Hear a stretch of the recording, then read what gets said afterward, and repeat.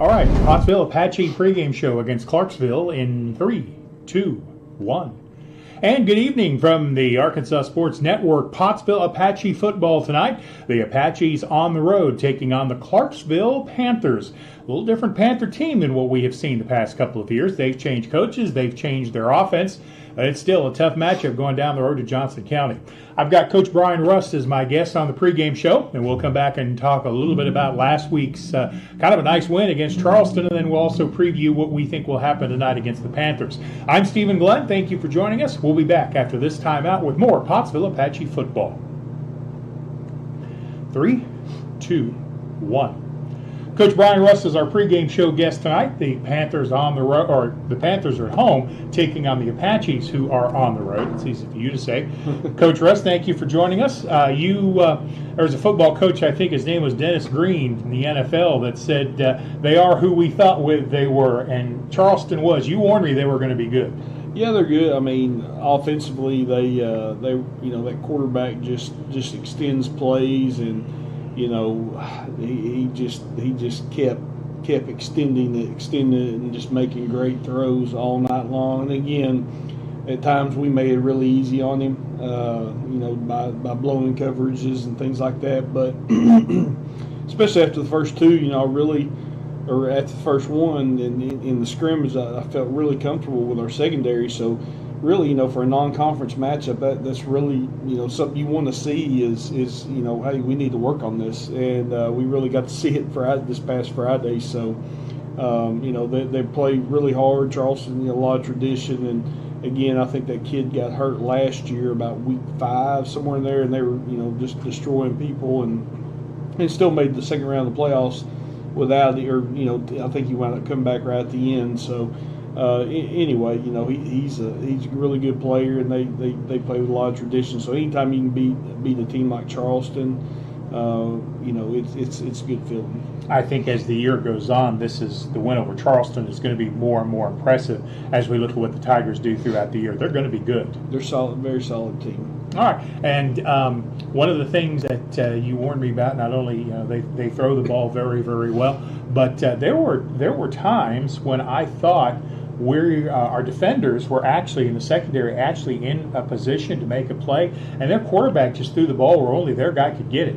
It really did, and again, as you watch football and you see things unfold, a lot of time, man, you can sit there and watch a game and, hey, that guy's wide open, but this quarterback is able to keep his eyes up and sees everything going, and he can find those open guys. And he did a tremendous job, especially pre-break. There were times where they're running an out route, and I mean he's throwing it right now, and they haven't even broken into their route, and he just kind of hangs it out there for them, and just knows what to do with the ball. So I was really impressed with them, and definitely gave us everything we wanted.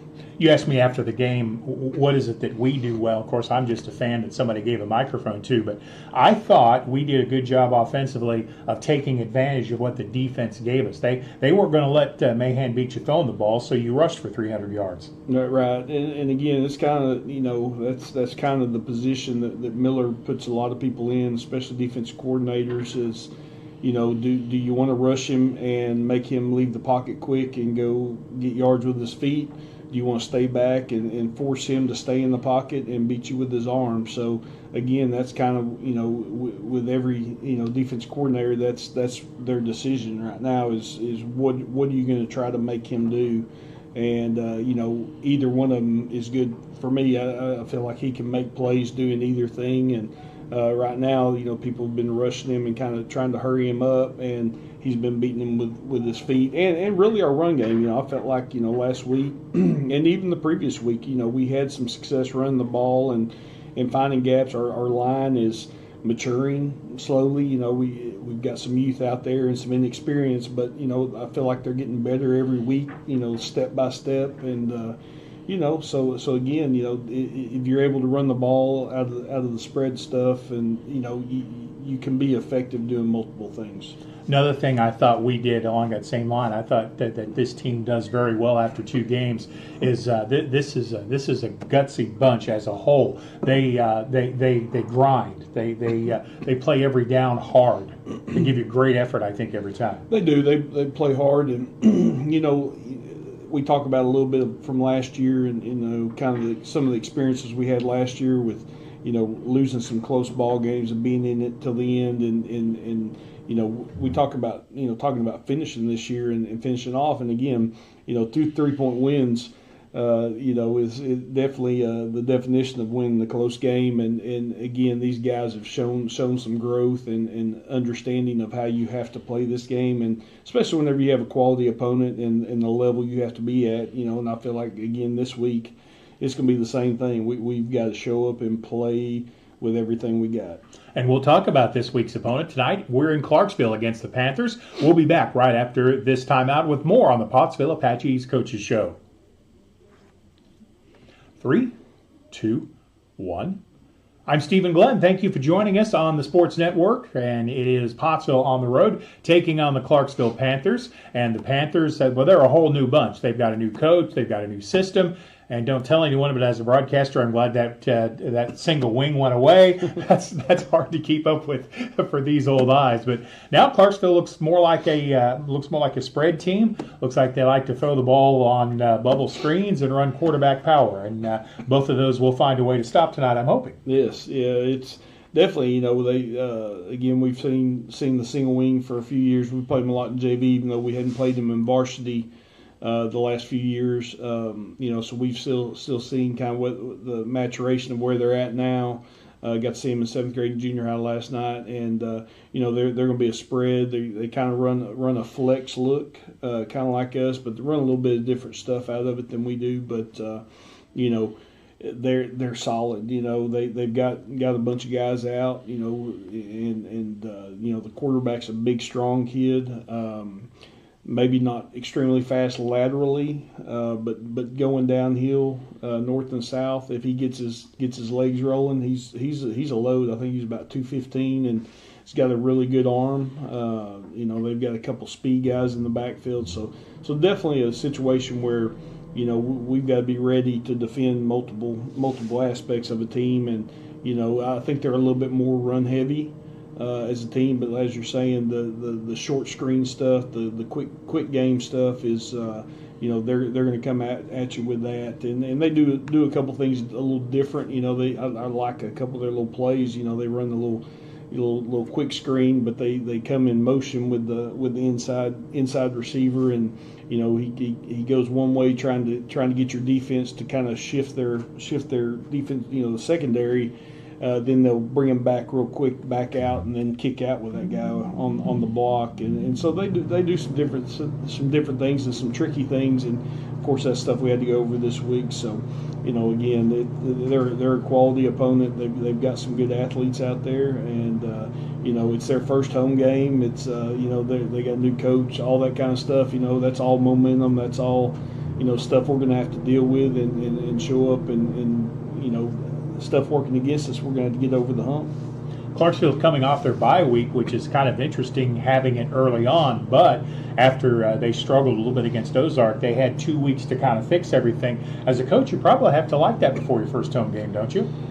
Yeah, I think so. They've got to work on a lot of things. After get to see it on film and things like that. We're going to kind of be the same way a little bit. In that Ozark game, Ozark's picked to win the conference and all this kind of stuff. But at halftime, Clarksville should have been up on them at half at Ozark. So that kind of shows you the potential of what they can do. And if they make a couple plays in the second half, they're right in the middle of the game, and it was a 2-score game, I guess, or 3-score game, kind of at the end. But, Clarksville's in the middle of that game the entire time, and that's a opening round game for Ozark at Ozark. So, they're good. They're a good opponent, and they've had a week to get better at what they do and come up with new things, and so definitely they're going to be prepared. One of the things we talked about earlier in the coaches show was just how good the quarterback was in Charleston, and maybe exposed a few things. How good a week of practice did you have this week with your guys working on some of the stuff that got exposed? Well, it's always good.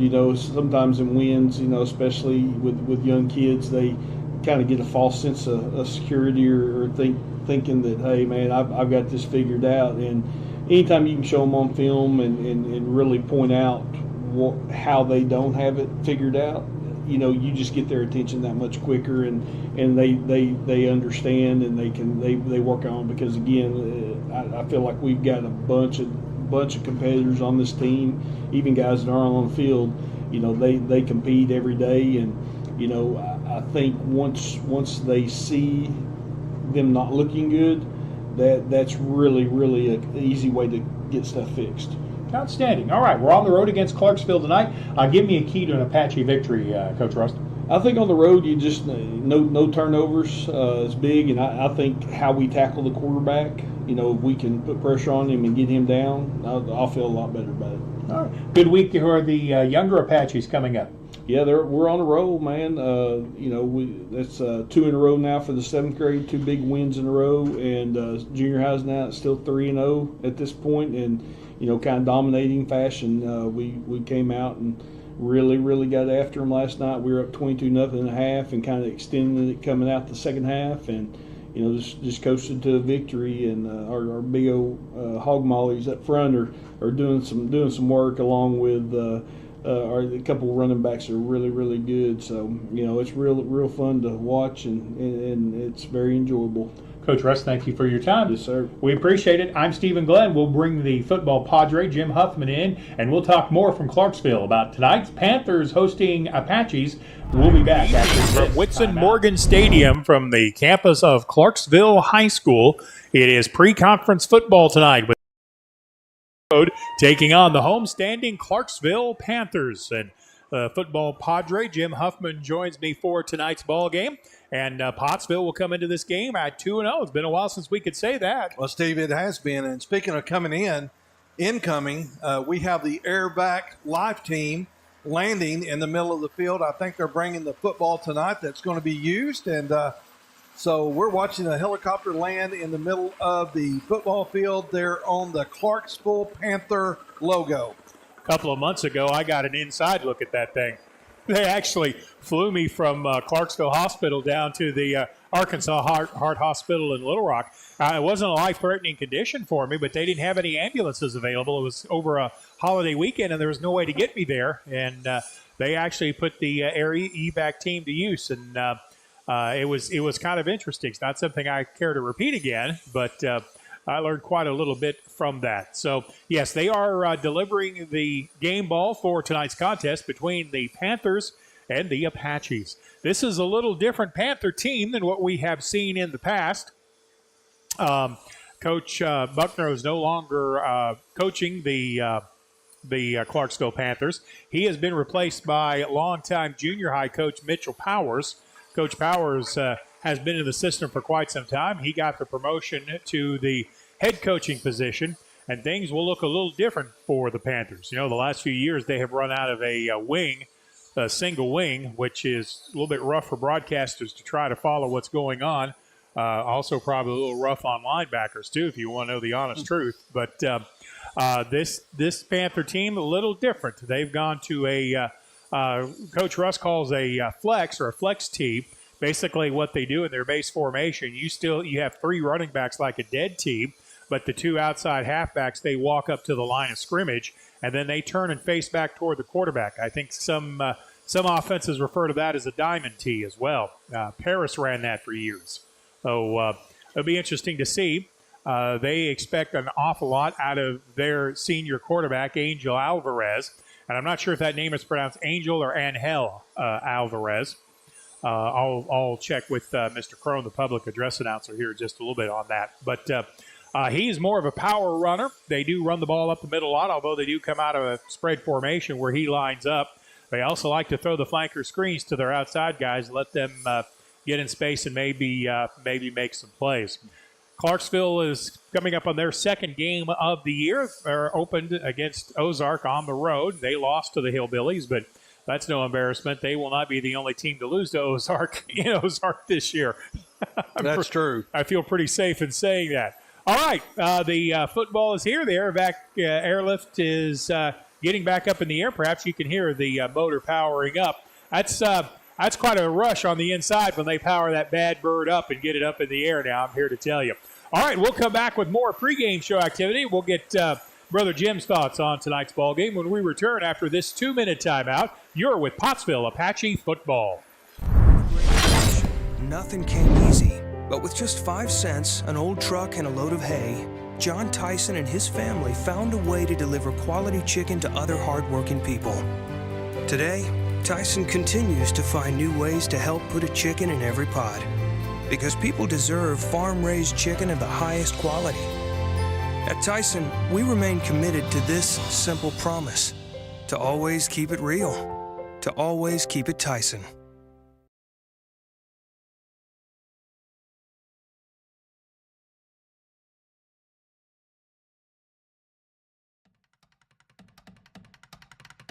Get fired up for a fantastic football frenzy next Friday as the Elkins Elks face the formidable Warren Lumberjacks in a fight to the finish in what promises to be a fierce, fan-fueled feature game. Fire up your Friday night with some of the finest football in the state of Arkansas. Will the Elks elevate their game, or will the Lumberjacks log a victory? Find out next Friday right here on the Arkansas Sports Network.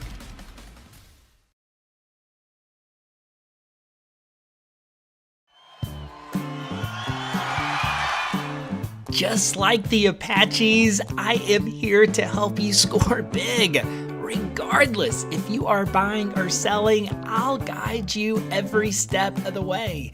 You can call me at 479-970-5079 and we'll connect the dots on getting you where you are trying to go. Speaking of going, let's go Apaches!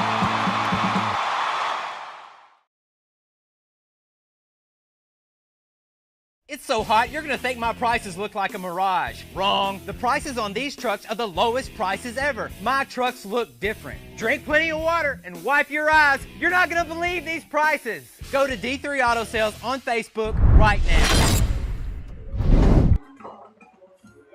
The Clarksville Panther Marching Band playing what they call the Hey Song. You know, I know that. Yeah. My son played it with them. Oh, well, there you go. Hey. And actually, you hear this song at a lot of sporting events, but believe it or not, it actually has lyrics. I heard a Canadian hockey game happened to attend one, and they actually sing this. Wow. I didn't know it had lyrics. But anyway, captains for both teams are at the 50-yard line. Your Apache captains for tonight's game for Pottsville looks like Sladen Graham, who played a whale of a game last time. Caleb Turek, who also had a tremendous ball game. Let's see. Actually, you know what? I may be looking at this wrong, Brother Jim. Well, no, Caleb's out there, and then you have great. I think I'm missing one. Okay, I'm missing Landon McNeely's, who I was missing. Yeah. Well, how can you miss number 33? Well, they didn't fill him a skinny post last week. So. Well, that's it. But hey, he did make some great catches, and actually, I want to give his dad is one of our sponsors, McNeely Plumbing, and tonight he actually bought our supper. So. Shout out to the McNeely family for taking care of the broadcast crew tonight, and we really do appreciate Jeremiah. And if you need a plumber, give that guy a call.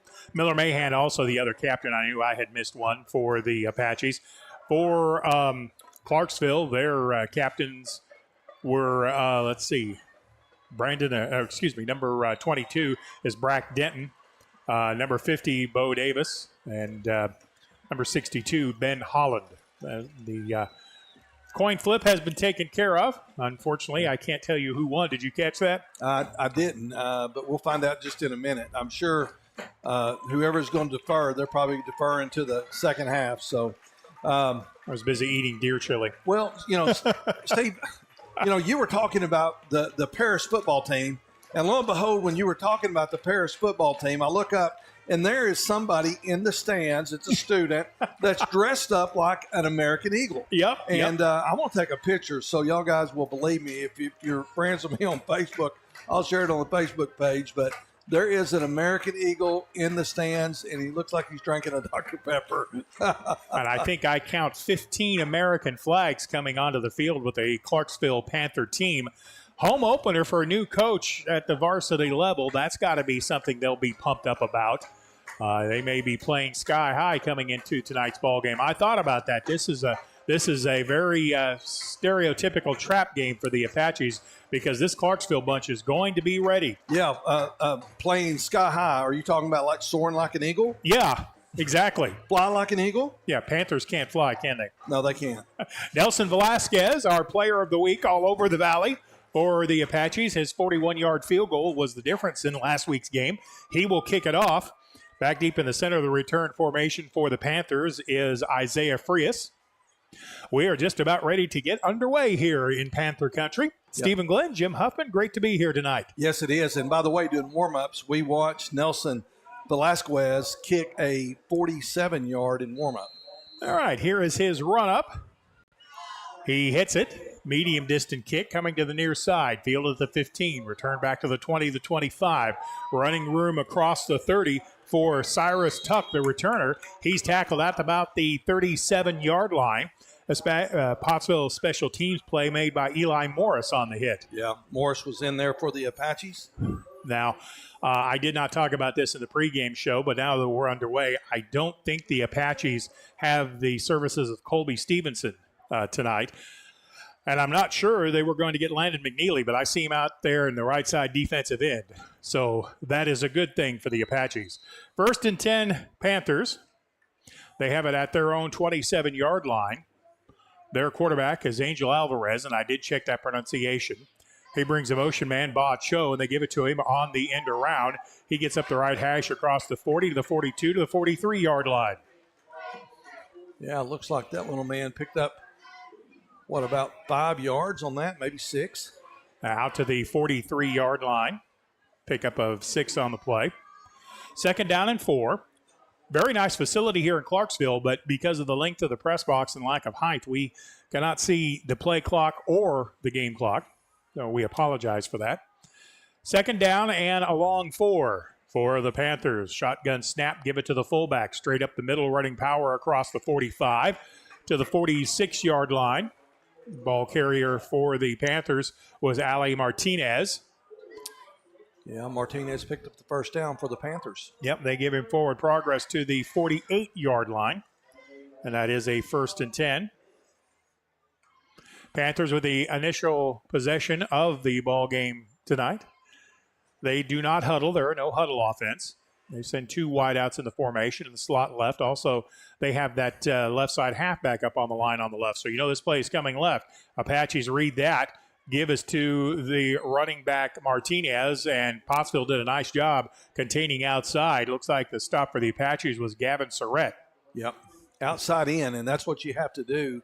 That corner has to contain on that corner, and Steve, and allow the linebackers and the defensive end to find pursuit, and that's exactly what happened that time. Call it a pickup of 3, 2nd down and 7 coming for the Panthers.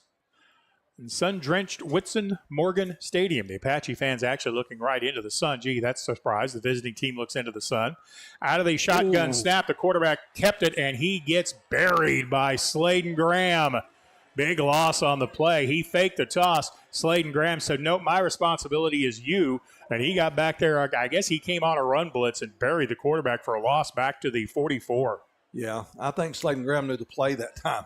I think he might have watched some video of the Panthers team, and, man, he read that perfectly. Now the white hat spots it at the 45. Loss of 6 on the play.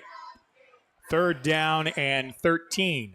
Pottsville showing over-the-top help on the coverage. Quarterback back to pass under pressure, and he overthrows the intended receiver, Leo Sanchez, on the right side.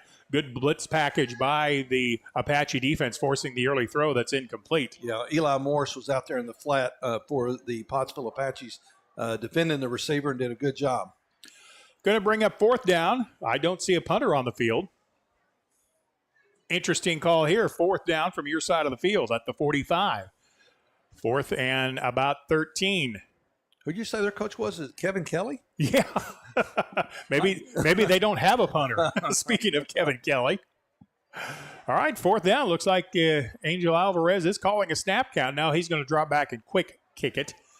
It's going to be a Panther bounce at the 20, now back the other way for the Apaches, and it's going to be down at about the 24-yard line. So Pottsville will take over 1st and 10. Well, Steve, that's the end of the field you can see. Yep, sort of. Yeah, kind of. I can tell you we have 9 minutes and 26 seconds left here in the first quarter of play. So the Apaches do force a punt. Clarksville picks up 1 first down and then forced to kick it away.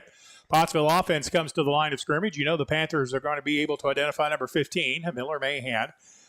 He lines up in the pistol formation with Tate Cobb behind him. Ball is on the right hash, so it's short side right. Mahan gives it to the running back. Cobb goes off tackle to the left side. Crosses the 25 to the 26-yard line. Good pickup on first down. Got almost 5. Yeah. And that is a good way to start. You know, Cobb had a big game last week and even the week before, and it's good to get that big fullback in your play action. 2nd down coming for the Pottsville Apaches. Mahan in the pistol with a single back. Slot right on the formation. Looks like he's getting a new play call from the Apache side of the field. Direct snap, quick pass out of the backfield, complete across the 30 up the left hash into and crossing first down yardage for the Pottsville Apaches. I believe that was number 20, Mason Vick. Mason Vick coming up with a nice throw and catch. That is a first down brought to you by McNeely Plumbing on the Pottsville broadcast. We haven't called Mason Vick's number a whole lot, but, man, that young man just showed what kind of hands he had. Kind of a sidearm throw by our quarterback. Vick looked it right into his chest and then turned it upfield and picked up the first down. Motion man left to right across the formation. Mahan on a draw, cuts outside the hash at the 35 to the 36-yard line. That play well defended by Clarksville. Mahan's going to pick up 4, but I thought for a minute that was going to break for more than that. I did too, and I want to give a shout-out to Tate Cobb, because he was planning on it. I mean, he's going downfield to block the safety. I mean, that's pretty good when your fullback does that. 2nd and 6 for the Apaches. We're just underway in the first quarter. No score. Ball on the left hash. Motion coming to the right. Pitch relationship. Mahan reads it. Turns it upfield. Has room to midfield. To the near sideline at the 40, the 35. Driven out of bounds at the 35-yard line. That was probably a touchdown-saving tackle by Cyrus Tuck. But that's going to be another McNeely Plumbing first down for the Apaches at the plus 37. Yeah, I mean, it was the read option that time by the quarterback. And, man, when that defensive end ball outside, man, he tucked it and took it up the sideline there. And great read by Miller Mahan, number 15. 26 yards on the carry for the Apache 1st and 10 into Panther territory. Slot to the right side. One wide out, slot to the left. 2 slots on the field. Empty backfield. Mahan takes the snap, looking downfield, under pressure, gets a pass off, kind of up for grabs, and that's going to be intercepted by the Panthers back at the 5-yard line. Mahan was under pressure, kind of threw that one up for grabs, and the red shirts come up with the interception. Yeah, if you go back and see that on the video, Miller Mahan that time was actually being hit when he let that ball go, so he didn't get all the juice on it that he wanted to, and it just come up a little bit short and found the paws of a Panther. Good play by the secondary. I apologize for not picking up who intercepted the ball. That's the side of the field we have trouble seeing. Clarksville will take over 1st and 10. They will start at their 5-yard line. Angel Alvarez at quarterback. A double-barrel shotgun formation, I call this. 2 backs in the backfield. Alvarez is going to give it to the left side halfback. He gets across the 5 to the 7 and then loaded up by Apaches at the 7.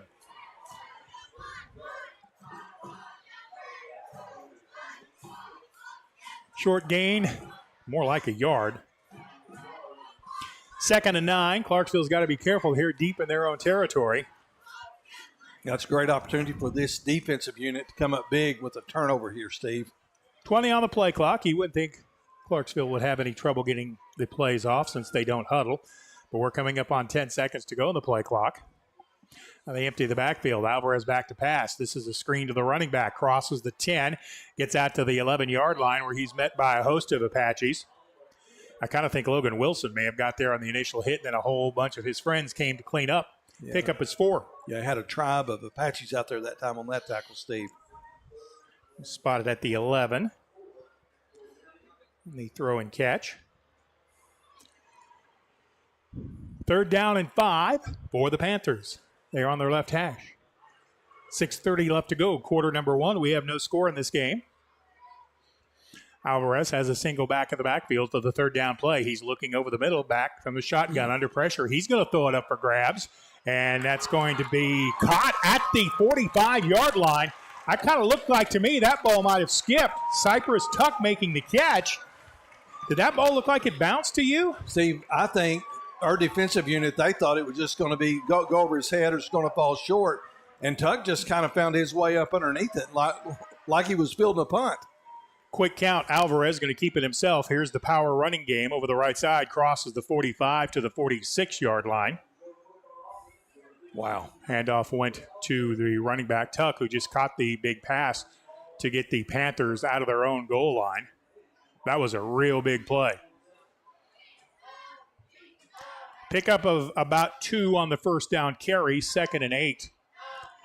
Alvarez with a single back in the backfield. He's identified single coverage. I think he wants to get Coach Powers to let him throw the ball that way. And you are going to have single coverage on the right side of the formation. Alvarez takes a snap. Now he's going to run left. Pitch comes to the near side, turning up field at midfield into the Apache side of the field down to the 47-yard line. Ball carrier for Clarksville was Ali Martinez. That's going to be close too, but I think a yard short of the first down.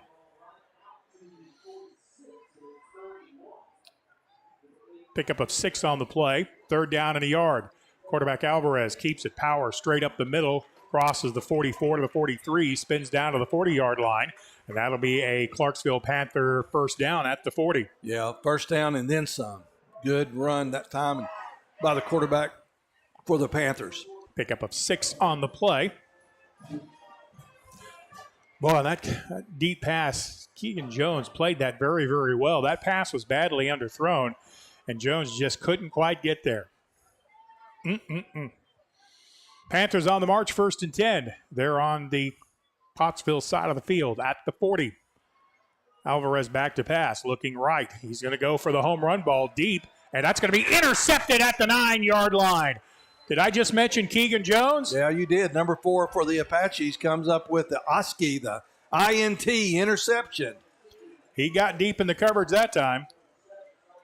How much time we got in the quarter, Brother Jim? Steve, we have 4 minutes and 31 seconds left in the first quarter of play here in Clarksville, Arkansas. Pottsville's going to take over. Looks like at about their own 7-yard line. Impressive drive by the Panthers. They move it from their own 5 to the Pottsville 40, but then the interception by Keegan Jones gives the ball back to the offense. Miller Mahan in the pistol formation. Give it on the end around, coming left across the 10 to the 11 up the left hash, maybe the 12-yard line for the Pottsville Apaches.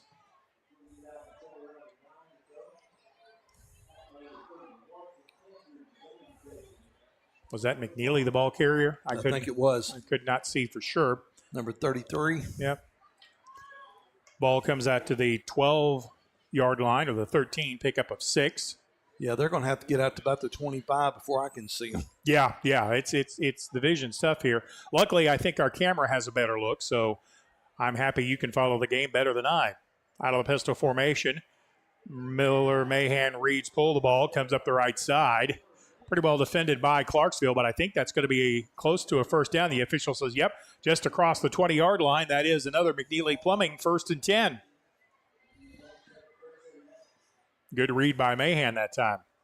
Got just short of the 20, so we'll call it the 19. In the first quarter, time beginning to wind down a little bit on quarter number 1. At least I'm assuming it is since we've been running the ball and the clock's not stopping. 1st and 10, Pottsville at their own 20-yard line. Mahan out of the pistol. Takes the direct snap. Option right. Pitches it to the running back. Well played by Clarksville, though. Good job by the Panthers reading that all the way. They played it well. They had the quarterback stopped and the pitch man. Tackle made by Clarksville's Brack Denton. He played his responsibility well, and it cost the Apaches a yard back to the 18. He sure did. Good defensive football right there by the Panthers. Steve, speaking of Panthers, this is the third game, but the second set of Panthers we have faced. Yeah, we get a bunch of Panthers this year, don't we? And then we had a Tiger last week. Second down and long. Mahan fumbles the snap, picks it up, rolls left, has a man complete at the 20, up to the 25, makes the move outside the 30 to the 35, and driven out of bounds at about the 38-yard line for Pottsville. That's Mason Vick with the reception. I think that Vick must have showed some signs of improvement doing practice this week, man, because that's his second catch. Good job, Mason Vick. Feed Mason Vick chicken strips before every game. Yes, we went, and Pottsville First Baptist Church did that tonight for the football team, and so shout out to all those that made that happen. And we'll give a shout out to Travis Garza too. He's home under the weather tonight, but Travis, we appreciate you, brother. 19 yards on the throw and catch, first down, bubble screen. Fall on that football. Don't assume that was a forward pass. Well, Pottsville did not, and the official does rule it incomplete, but that's close. Yeah, we can't. Well, from up here where I can see now, I could tell it was a forward pass, but still, jump on that ball. Jump on it, because you don't know what the official's going to see. How much time you got in the quarter, Brother Jim? Steve, we have 2 minutes and 30 seconds. 2.5 to go in the first quarter. No score in Clarksville. 2nd and 10 for the Apaches from the left hash at the 35. Back to pass. Over the middle, pass is going to be complete. Nice catch. Keegan Jones makes a move to the inside to get to the Panther territory down to the 45-yard line. Yeah, good throw and catch there that time by Miller Mahan to his receiver, Keegan Jones, number 4. A McNeely Plumbing first down for Pottsville as the drive continues. That was just a little post pattern that actually he stopped in the middle of the field, found that soft spot, and the quarterback could find him and picked up the first down. Timing was very good on that play. Jones lines up as the wide out to the right. There's a slot on that side of the field. Pass is going to be complete on the crossing route, and it is incomplete to McNeely. Looked up a little too quickly, Brother Jim. Well, you got to look that football in, and that was something, back when guys like us played, that was always coached. But, sometimes you hear footsteps coming, and you have a tendency to look up thinking you got the ball, but sometimes they don't work out that way. From the 45, it's 2nd down and 10 for Pottsville on the incompletion. McNeely and Jones go wide to the left. Wide to the right side, Caleb Turek. Single back in the backfield. Mahan wants to confirm the call on the 2nd and 10 from the Panther 45. Give is to the man turning the corners at Turek. He's across the 35. Gets outside of the 30-yard line. No, that's Mason Vick again. Yeah, big number 20. Sorry, Jessica. Your boy's playing well in quarter number 1. That's going to be another McNeely Plumbing first down for the Apaches at the 35 as he picks up 10. Yeah, shout out to his mom and dad. And, man, just good folks. 5th first down of the drive as time wanes in quarter number 1. 1st and 10 Pottsville from the plus 35. Give it to the fullback across the 30 to the 29 to the 28-yard line. 7 yards and a cloud of AstroTurf on that carry over the left side near the hash. Yeah, that was big. Tate Cobb. Tate Cobb gets it down. Tate Cobb. I like that. Tank Cobb. Yeah. I like that. Yeah. Pick up a 5 on the play. Yeah, he kind of picked up that nickname last year, and it's just kind of rolled over to this year. But good job, Tate Cobb. 2nd and 5. Pottsville could do whatever they want here with a fairly short yards, but they're going to keep powering straight ahead. This time the Panthers were waiting on the play. Tackle made by Denver Picarts making the stop. Pickup of about a yard on the play. Looked like the Clarksville defensive line may have stunned it a little bit, and Pottsville had trouble picking it up. Yeah, Picard that time stopped the cart. He did, man. He met the running back in the backfield and said no more. 3rd down for the Apaches. You know what I want to see here? Skinny post. Skinny post. 3rd down and 4 from the Panther 28. It's a good thing I talk and don't actually call the plays. Toss to the left side. Played well, but a good move in the backfield by Mason Vick. Turned the corner at the 25. Got to the 24. That's going to be close to first down yardage. The far side official says, yep, move the chain. So that's another first down brought to you by McNeely Plumbing. Yeah, that time Mason Vick just did what he had to do, and I actually ran out right at the yard marker that time. but picked up the first down for his Apaches. From the 23-yard line, strong right in the formation, out of the pistol. See, I know that's strong right because the tight end and 2 wide receivers are there. I'm telling you, I'm a football savant. Listen, the strong side of the field, you got it, brother. I think that's going to do it for quarter number 1 as the Apaches do not attempt to run a play. Very fast-moving but entertaining quarter number 1 in Clarksville. The Panthers and your Pottsville Apaches are tied at 0, and we're back after this 1-minute timeout. Just like the Apaches, I am here to help you score big. Regardless if you are buying or selling, I'll guide you every step of the way. You can call me at 479-970-5079 and we'll connect the dots on getting you where you are trying to go. Speaking of going, let's go Apaches! During the Great Depression, nothing came easy. But with just 5 cents, an old truck, and a load of hay, John Tyson and his family found a way to deliver quality chicken to other hardworking people. Today, Tyson continues to find new ways to help put a chicken in every pot. Because people deserve farm-raised chicken of the highest quality. At Tyson, we remain committed to this simple promise: to always keep it real, to always keep it Tyson. From the 19-yard line as we begin the second quarter, both teams had pretty impressive drives in the first half. Pottsville forced the Panthers to punt from their own 45-yard line. And then the Apaches threw an interception. And then on the ensuing series, Clarksville moved the ball from their own 5 to the Apache 40. And then the Panthers threw an interception down at the 7-yard line. Pottsville has moved the ball from their 7 to the Clarksville 24. First and 10 for Pottsville. Wing on the left side. That's Mason Vick. They bring him in motion across the formation. Now he sets up on the right side in the slot. Back to pass Mahan. Looking over the middle. Has running room. Tried to get out of a tackle of a spy, but could not. Looked like on that defensive situation, the entire job for Clarksville's Zane Daly was to spy on Mahan. Yeah, on that time I think he was able to just grab a jersey and had enough jersey in his hand to pull him down. Loss is back to the 29-yard line. Loss of 5 on the play. Second down and 15 coming for the Apaches. We're just underway in quarter number 2. No score in this ball game. Tank Cobb in the backfield. They're going to run play to the right. Mahan rolls out, has a pass complete across the 25 to the 24 to the 23-yard line. Mason Vick once again. Coaches have found something to Mason Vick they like in this matchup. Well, they sure have. And I tell you what, he's been the go-to guy tonight. Looks like they're going to mark it about the 23-yard line of Clarksville. Third down and 7 coming here. Boy, as a coach, you like having a quality field goal kicker in this position, too. Although this may be 4-down territory. No score in this ball game. Cobb, the single back in the backfield behind Mahan, who's in the pistol from the right hash. Single wide out right, slot left. Mahan, quick pass to the near side. Complete with blockers across the 20. Cut it inside to the 15 or just short of the 15-yard line. That's Mason Vick again. Yeah, and I think he's going to come up just a little bit short of the first down, Steve. Maybe a yard and a half. Yeah, they're going to actually mark him at the 17-yard line. And it looks like Pottsville's going to go for it on 4th and a long 2. Nice throw and catch there. Clarksville did a nice job of closing on that in a hurry. Vick made one man miss, kind of ran over another, but could not get to the first down markers. So 4th and 2. Big play here in the second quarter. No score. Mahan takes the snap, back to pass, blitz coming, pass complete on the right side. That's going to be for a first down, inside the 15 to the 10 to the 9-yard line. That's another McNeely Plumbing first down.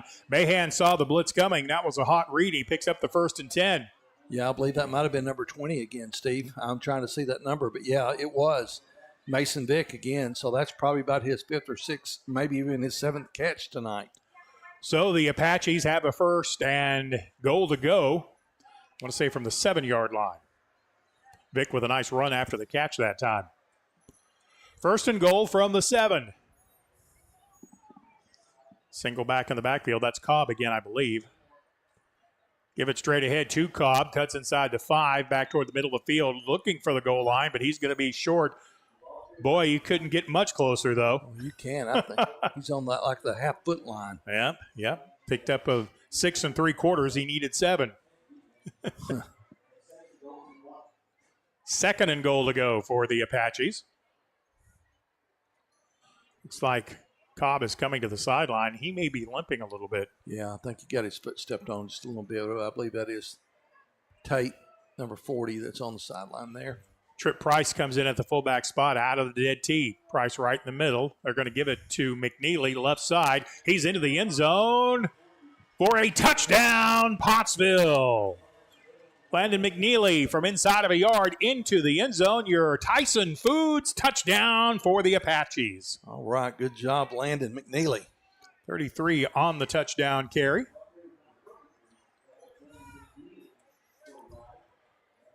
Nelson Velasquez on to attempt the point after.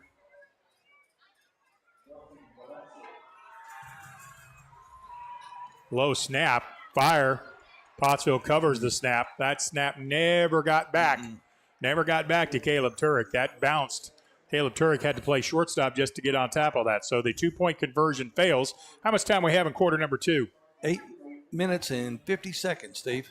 8 minutes and 50 seconds to go in the second. Pottsville 6, the Clarksville Panthers nothing, back after this 30-second timeout.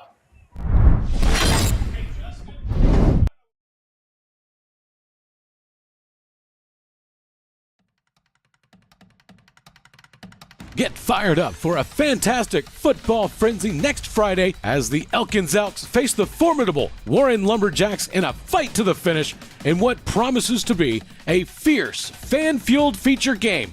Fire up your Friday night with some of the finest football in the state of Arkansas. Will the Elks elevate their game, or will the Lumberjacks log a victory? Find out next Friday right here on the Arkansas Sports Network.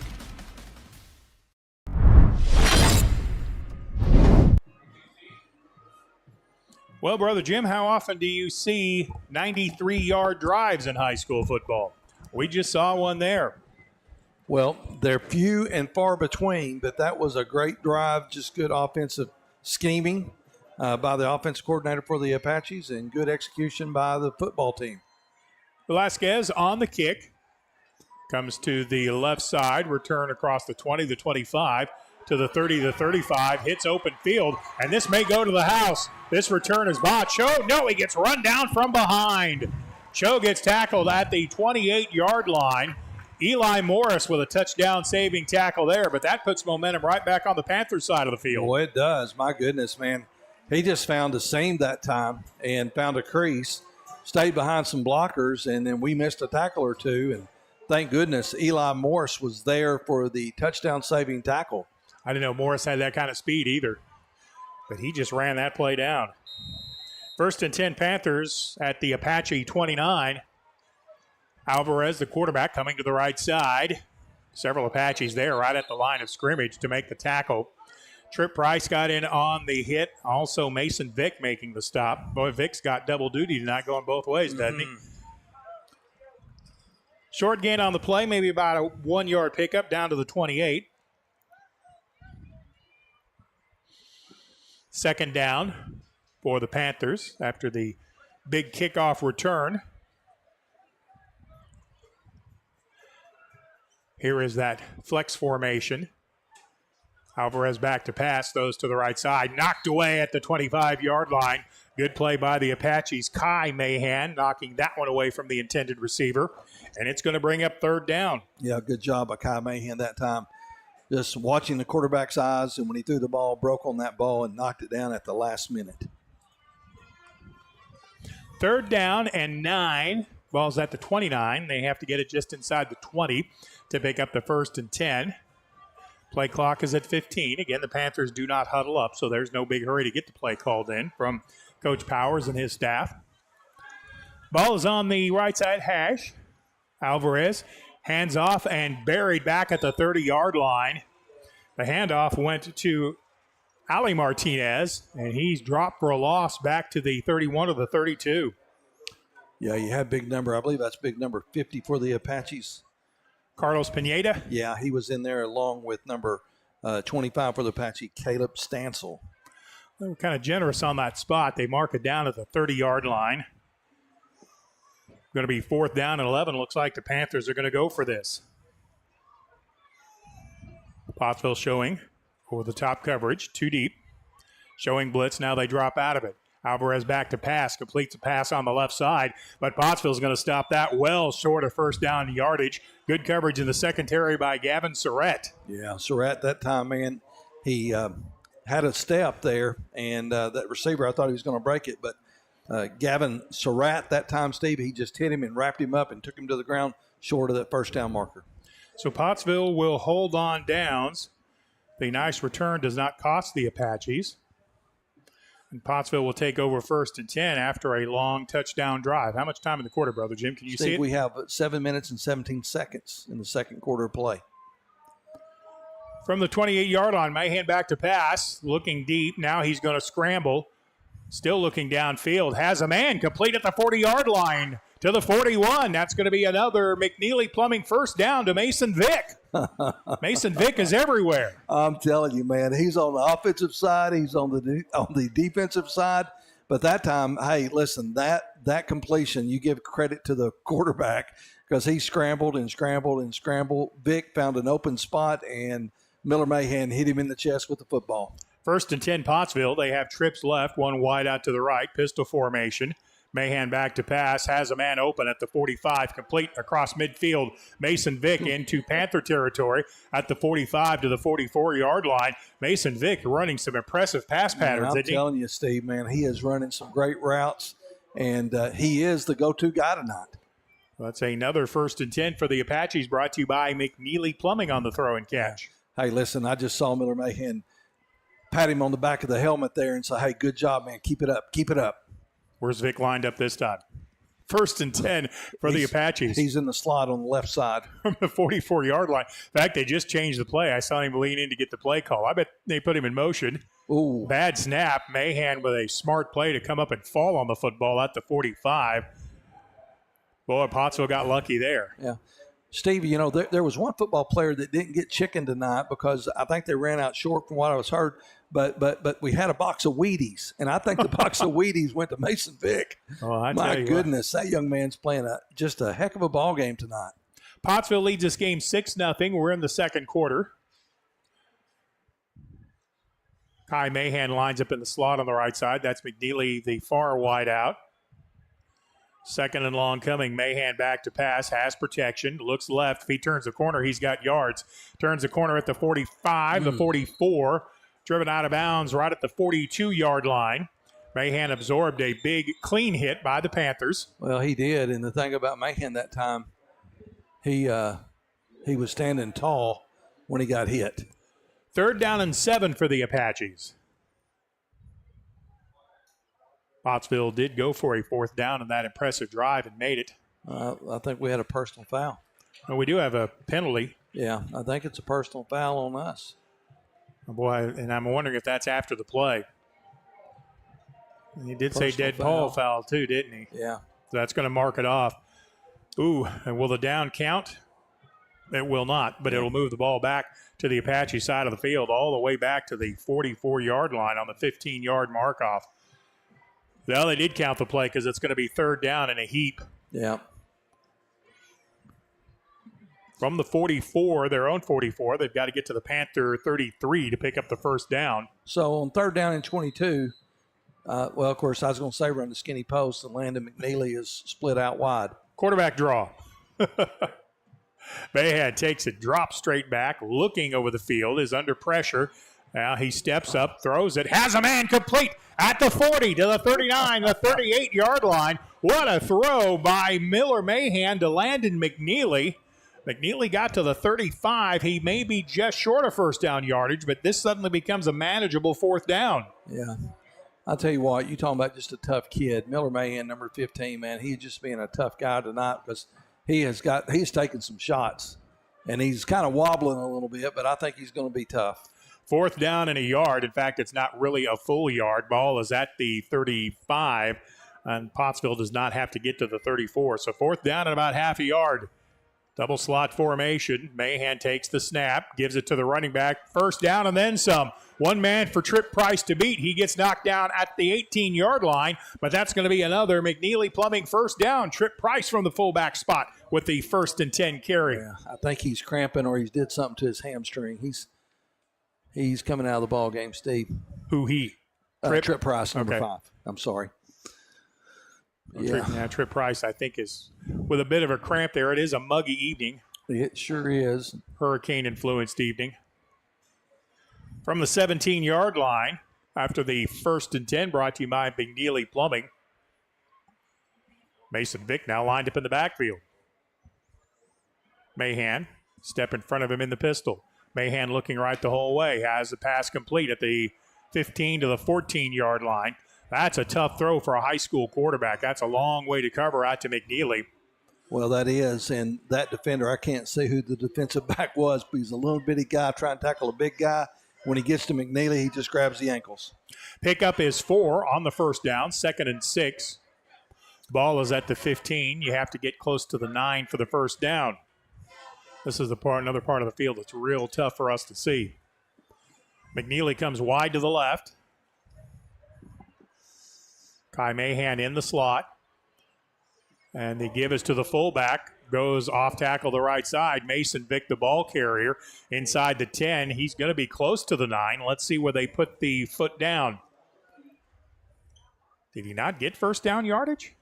Of course, I just told you that's the worst place for us to see. Yeah, it is. It's hard to see. Well, the sideline crew, they're finally moving the change, but it looks like he is about a half yard short, Steve. It's going to bring up 3rd down and half a yard. 3rd down and less than a yard. Mason Vick in the backfield with Mahan. They take the snap, going to give it to Vick, starts right, reverses left, goes in behind the big center, and that's going to be good enough for another McNeely Plumbing first down, I do believe. Yep, they're moving the chains, I do believe. And he's the white hat saying first down. Steve, when we have a moment, today is one of our coaches' birthdays, and I know you got one coming up next Friday. It's our off night. But Coach Jordan Duggar, happy birthday, brother. Yeah, I saw that. I saw that was JD's birthday. Yeah. Happy birthday, young man. Yeah, hey, and by the way, head junior high coach, and they are 3-0. 1st and goal to go for the Apaches at the Panthers 6. Mahan takes it, motion coming to the left. Mahan's going to turn the corner, cuts it back at the 3, into the end zone. Touchdown, Miller. Mahan from 6 yards out.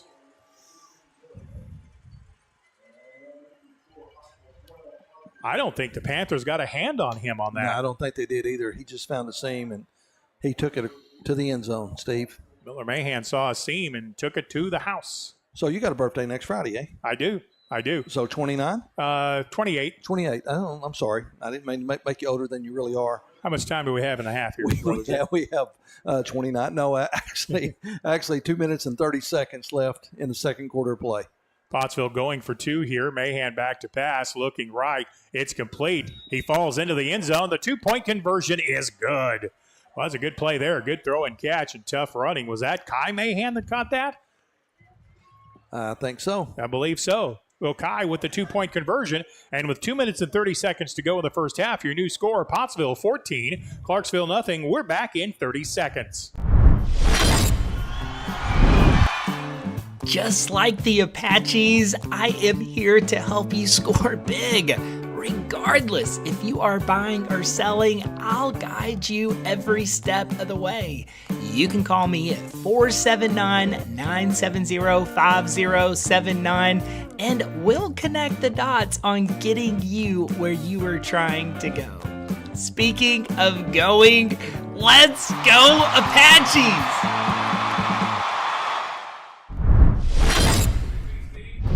Pottsville 14, the Panthers nothing. We have 2:30 to go in the first half. A couple of very impressive drives by the Apaches. Again, a high kick coming to the right side of the return formation at the 20. Return across the 25 to the 30 to the 35-yard line. That return was Ba Cho, who almost broke the last one. Pottsville did a much better job covering this one. It'll be Panther ball, 1st and 10. Yeah, guy there on the special team. We haven't called his number much this year, but that was number 17, Andrew Bradley, on the tackle for special teams. And good job, Andrew Bradley. A good sure-handed tackle that time. Panthers take over 1st and 10. They're at their own 39-yard line. I'm going to kind of charge you with keeping track of the time here as long as they're on this side of the field. Yeah, I got you. 2 minutes and 24 seconds in the second quarter. All right. Panther offense trips to the left, one wide out to the right, flanker screen coming. Pottsville pursues this very well. 3 Apaches there to make the stop. McNeely will actually make the tackle, and that's going to lose about 4 or maybe 5 on the play. I think Pottsville has that play read. Well, I think they do too, and I'm trying to see. That was number 6, Andrew Wells, on the initial hit. And then McNeely came in and cleaned up the play. Yeah, sure did. Loss is about 6 on that first down play. Pottsville has some timeouts if they want to use them. I think the Panthers were going to try to run something into the end zone from here, but that loss of 6 on the first down will make it a little bit tough. And the quarterback Alvarez keeps it. He's tackled in the backfield. Was that Mason Vick again? I believe it was, number 20. Yep, Mason Vick with the tackle. And now I think Pottsville will use a timeout. Yeah, with 1 minute, 38 seconds left in the second quarter to play. This Apache defense tonight has been very impressive, has it not? Well, they have. And, I know it's the first half of football, but Mason Vick, my goodness, what a night that young man's having. Did he drive? Is he driving the bus home too? Well, I don't know. Hey, Jessica, is your boy going to drive the bus home? Yeah, I don't know. They're going to actually mark that at the 34-yard line, so that play gained nothing. 3rd down and 14. Again, a minute what left? 1 minute and 38 seconds. Minute 38 left to go. Pottsville already leads 14-0. The Apaches would like to get a defensive stop here and maybe see if you couldn't drive in one more. Panthers send Brack Denton wide to the left, and now we have a whistle as the officials stop play. They're going to discuss something. I know not what. Yep, I don't know what they're talking about either. Well, they made an announcement to the crowd, but we didn't get it here in the press box, but I don't think it really – I think maybe they just had him reset the play clock. Now the official says wind. It's 3rd down and long. Alvarez back to pass. Pottsville showing blitz. Screen coming. Pottsville has it covered well. Initial hit by Slayton Graham for the Apaches, and I don't think that play even got back to the line of scrimmage. It's to bring up 4th down, and Pottsville calls timeout. They finally stopped the clock, but with 1 minute and 23 seconds left in the second quarter. So Clarksville used about a minute off the clock there. Pottsville, the Apaches lead this game 14-0. 4th down coming for the Panthers. Well, I tell you what, Tyler Riley of River Valley Realty has been busy tonight sponsoring Apache kickoffs. They've kicked it off twice. Well, they have. And, Steve, I do want to give a time of prayer and thoughts to Tyler Riley and his family. He had a niece that lived in another part of the state that was tragically killed this morning, I believe, in an auto accident. She was a young lady. I believe she went to Highland High School. And so our thoughts are with Tyler Riley and all the family. Well, I hate to hear that. That makes me sad. So after the timeout, Pottsville leads at 14-0. 4th down coming here. I guess we'll find out now if the Panthers have a punter. The last time they kicked, they dropped Alvarez back and let him quick kick it. Alvarez is deep in the formation. Pottsville thinks the same thing is coming here. The Apaches are dropping Eli Morris back deep. 4th down and a bunch. 4th down at about 15.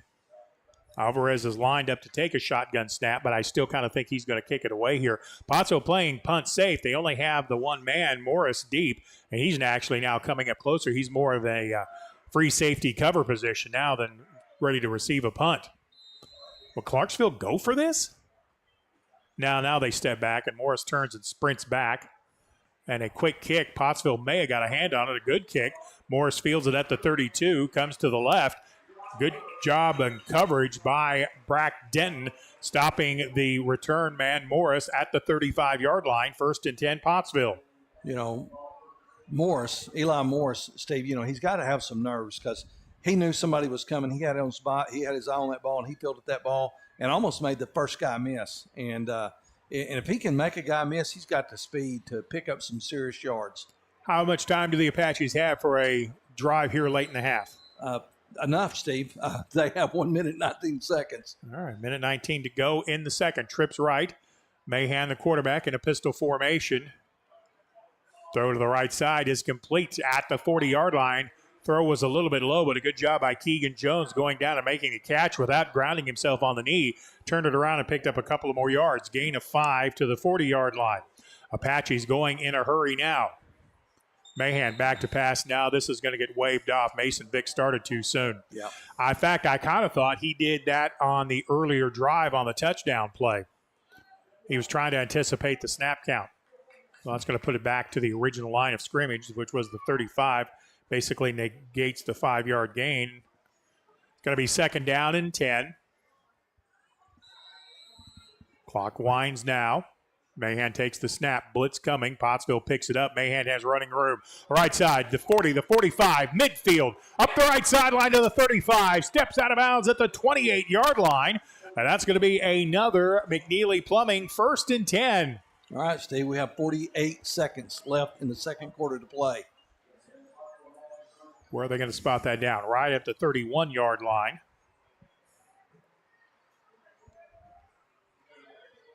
$33-yard gain by Miller Mahan. Clarksville sold out coming on a full blitz, and Mahan saw some running room, and there was nobody in the secondary to pick him up till he was 20 yards down the field. 1st down and 10, the Apaches with plenty of time. They lead at 14-0, would like more. Again, Clarksville showing blitz. Mahan back to pass, looking left, has a man. It's going to be complete. Pass caught by Keegan Jones down at the 14-yard line, and that's going to be another McNeely Plumbing 1st down for the Apaches. 43 seconds left in the second quarter to play. And another 1st and 10 by the Apaches. They're going to go in a hurry. Cobb, the running back, Mason Vick, the running back in the backfield. Pass complete on the left side. Jones tries to cut it outside, spins down to the 9-yard line. That's going to pick up about 5 on the play, maybe 6. Yeah, and there's a timeout. Netton Pottsville is going to call timeout here with how much time? 30 seconds. All right, the Apaches have 30 seconds. One more timeout, I think. Again, we apologize. The scoreboard is completely screened off from our broadcast position. Poor brother Jim is hanging about halfway out of the press box. Now I've got to grab his feet to keep him from falling so he can see the scoreboard. Oh yeah, little faith, man. Steve, you just got to do what you got to do. But really, I'm hanging out the window because there's a guy that's got some popcorn down there that I'm really wanting. Thought maybe you were trying to get the Eagles autograph or something. Well, it's not Don Henley, but. Okay, ball's going to be at the 13-yard line after the Apache timeout. 1st and 10. It's not goal to go. They can pick up a 1st down at the 3, but I don't know that they have time to do that. I'm kind of thinking you might take, with 30 seconds, you might take about 3 shots to the end zone. Well, Mahan's been on target throwing the ball tonight, hasn't he? He sure has. And of course, the receivers, man, give them credit, man. They're finding those soft spots and getting open. 1st and 10 from the 13 of the Panthers. Pottsville on the march. Mason Vick the back in the backfield. Mahan, the quarterback, takes the snap, rolls right, still looking, has a man complete at the 8. Nice move to the 5, to the 3, to the 2, into the end zone. That is a touchdown for the Pottsville Apaches. Keegan Jones with the touchdown catch in the end zone, I believe. Yeah. Steve, you talking about moving the ball up and down the field, man. The Apaches are really doing a great job. And we were talking about the quarterback being on target, throwing some great passes, the receivers making some great catches. Couldn't happen without that offensive line, though. Yep. Man, kudos to those guys up front, man. Nelson Velasquez on to attempt the point after.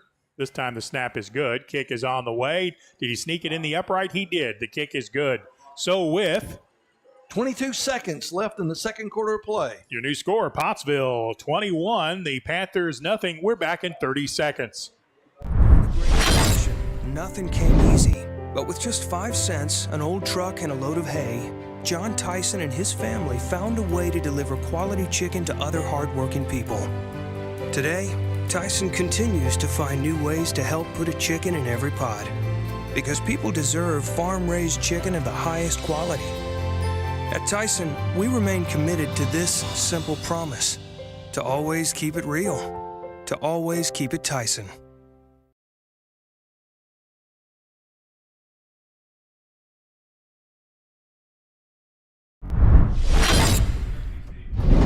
Pottsville 21, the Panthers nothing after a 5-play, 65-yard drive by the Apaches.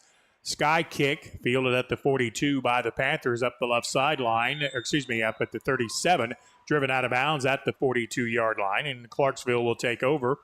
I guess there's about 18 seconds left? Exactly 18 seconds left, Steve. And it will be 1st and 10 Clarksville. They'll start 1st and 10 at their own 41. So Pottsville has touchdown drives of 65, 72, and 93 yards in the first half. And most of it through the air. Mason Vick is, no, it's not Mason lined up at a linebacker spot. That is Caleb Stansel in at the inside linebacker. Alvarez gives it to the running back turning the corner, Cale Porter, and he's tackled inbounds at the 43-yard line after a pickup of 2, and that might do it for the half. I think it will. And you had a couple of guys out there, but one who made the initial hit is the big number 14. For Caleb Turek. Yeah, big number 14, Caleb Turek. Flexing his muscle on defense. Yeah. Clarksville's going to let this half come to the end. So at the end of one, it is Pottsville 21, Clarksville nothing. We're back after this 2-minute timeout. This is Pottsville Apache football.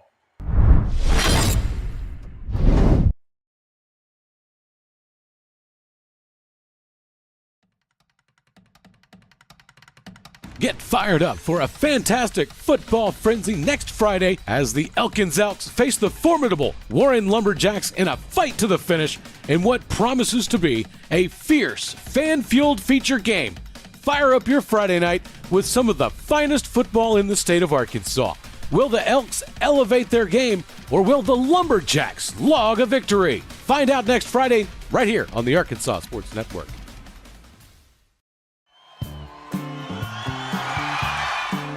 Just like the Apaches, I am here to help you score big. Regardless if you are buying or selling, I'll guide you every step of the way. You can call me at 479-970-5079 and we'll connect the dots on getting you where you are trying to go. Speaking of going, let's go Apaches! It's so hot, you're gonna think my prices look like a mirage. Wrong. The prices on these trucks are the lowest prices ever. My trucks look different. Drink plenty of water and wipe your eyes. You're not gonna believe these prices. Go to D3 Auto Sales on Facebook right now. During the Great Depression, nothing came easy. But with just 5 cents, an old truck, and a load of hay, John Tyson and his family found a way to deliver quality chicken to other hardworking people. Today, Tyson continues to find new ways to help put a chicken in every pot. Because people deserve farm-raised chicken of the highest quality. At Tyson, we remain committed to this simple promise: to always keep it real, to always keep it Tyson.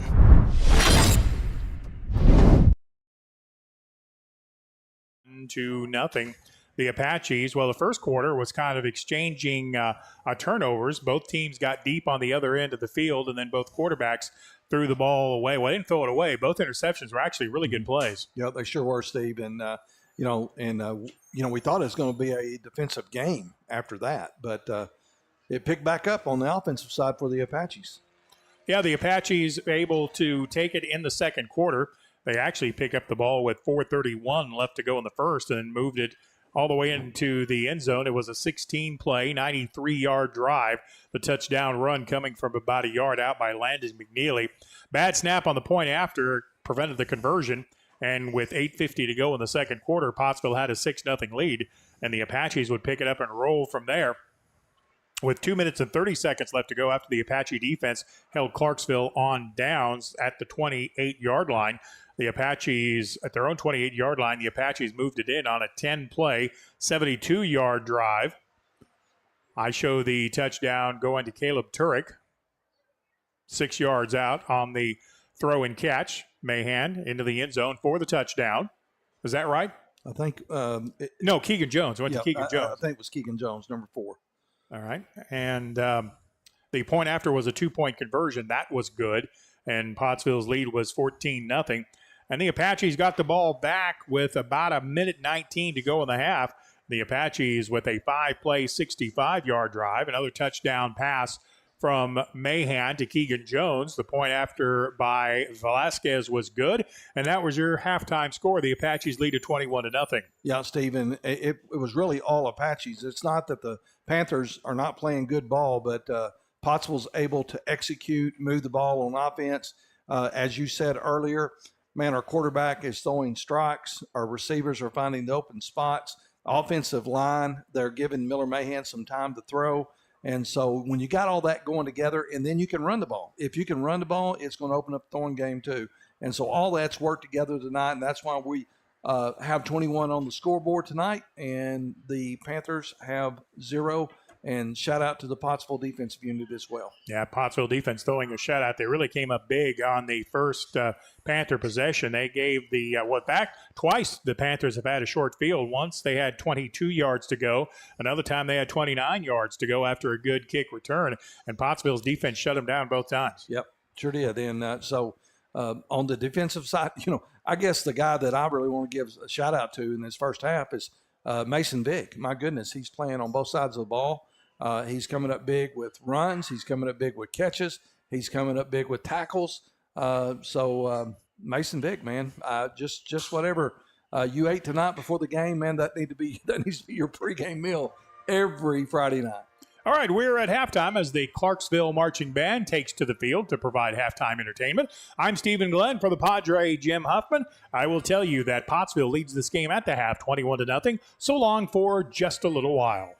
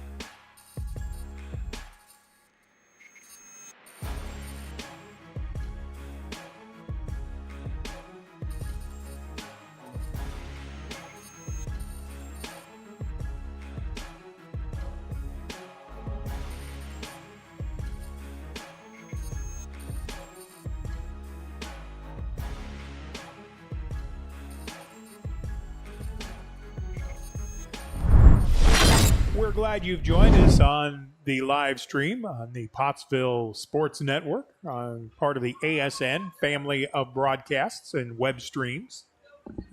Pottsville Apache World Tour stops in Clarksville tonight as the Apaches lead this game 21-0. A couple of things I want to clean up real quickly. We went back and our producer, Justin Smith, was nice enough to go through and show me a replay of the second touchdown that Pottsville scored, and that was actually on a quarterback keeper by Miller Mahan from 6 yards out for the touchdown, and then the 2-point conversion made it 14-0. Now, Keegan Jones does have a touchdown catch, but it was on the final drive. Mm-hmm. So Pottsville has been doing a good job moving the ball. He hasn't scored in the game, but Mason Vick has got to be up close to 100 yards rushing, doesn't he? Well, Steve, he does, and probably that with catching too. I'm saying, catching, throwing, and catch. Total offense, I'm sure he's over 100. Yeah. And just for good measure, he's probably throwing in, 3 or 4 tackles? Yeah, maybe 3, 4, 5, maybe 10. I mean, the kids, the kids been playing lights out tonight. We want to say thank you to Tyson Foods, McNeely Plumbing, Tyler Riley of River Valley Realty, The Granite Shop, Smooth Running Heating and Air, and Heirloom Legal for making these streams possible. Hey, if you'd like to join us on this stream, jump on the Apache bandwagon. We can tell you how. Just drop us a line on Facebook or leave a note, and somebody will get back to you. Yep, sure will. I'll make sure somebody sees it. Steve, I'm a little out of wind. At halftime I go down and there's this big black cat, this black panther that's staring at me, and he crosses in front of me. So, it is Friday the 13th, and I'm sitting there thinking, okay, here's this big black cat. Of course, it's the mascot. But anyway, I said, I don't believe in bad luck. I just believe in the Lord. And anyway, but I wanted to have fun with that tonight. I was texting with one of the Pottsville fans a minute ago, kind of telling that story. But it's all good. And, man, it's a good night for football in Clarksville, Arkansas. Somebody asked you last week, are you taking the last train to Clarksville? Yeah. Yep. The monkeys would be proud of me. One of my hobbies is I'm a ham radio operator, and when we talk to other radio operators, we frequently exchange where we're at, and I get that a lot. Do you? Did you take the last train to get there? Yeah. So I have a good time with that.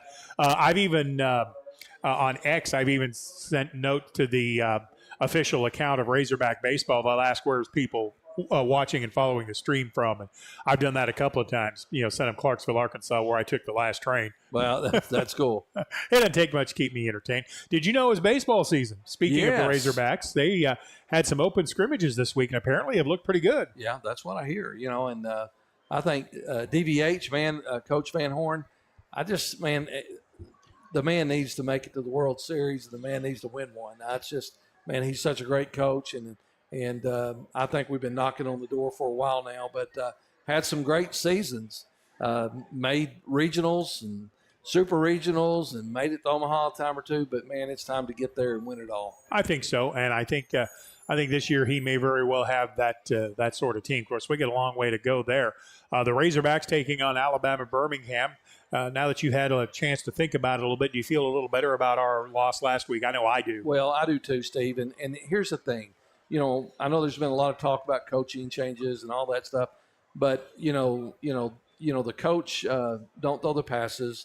The coach don't fumble the ball. The coach don't miss the field goal. The coach don't miss open receivers on a wheel route. Well, yeah, and the coach also don't body slam. A defensive back body slamming somebody. So there was a lot of mental mistakes over and over again. So I definitely want to give them all another, just a few more games to get a better sample size. But I do feel good about the team. Well, and one thing that has occurred to me, I think I made a mistake there. Go ahead and turn that back on. I'd rather Jim kill the lights, and I can't see anything on my score sheet. Why don't you hit that bottom button right there, that pink one? Just hit the pink one. What about the purple one? The purple one, because the lights are out, right? The crickets, yeah, that's what I was looking for right there, Steve. That's goodness. We got a new board. You're having way too much fun tonight. All right, the second half kickoff brought to you by Tyler Riley of River Valley Realty. And Pottsville will have a 21-0 lead and have the football first to begin quarter number 3. Well, you kind of think if the Apaches can punch this one in, this game may be done. Yeah. And nothing to say anything negative about the Panthers from Clarksville, because this is a scrappy bunch, man. I mean, there's no quit in these Panthers. Yeah, it's the coaches have certainly got good effort from them, no doubt about that. Caleb Stansel back deep, as is Tripp Price, so it's good to see him back out on the field. Brandon Acosta is their kicker. Pottsville leads 21-0. They're tightly bunched in. They wouldn't onside kick to start the half, would they? Why not? We saw that in the Super Bowl once. Yeah. Like I said, Kevin Kelly.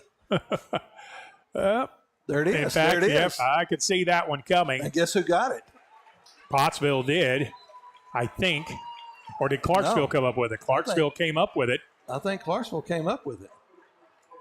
Well, Clarksville celebrating like they have it.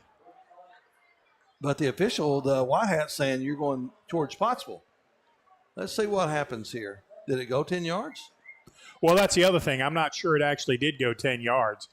Well, yeah, I think we're going to come back and do it again.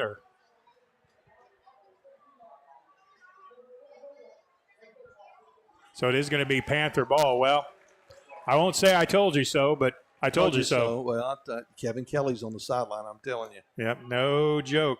Well, and in fact, you could see that coming with the way Clarksville lined up, or at least I could. Yeah. So Panthers take over, 1st and 10 at midfield.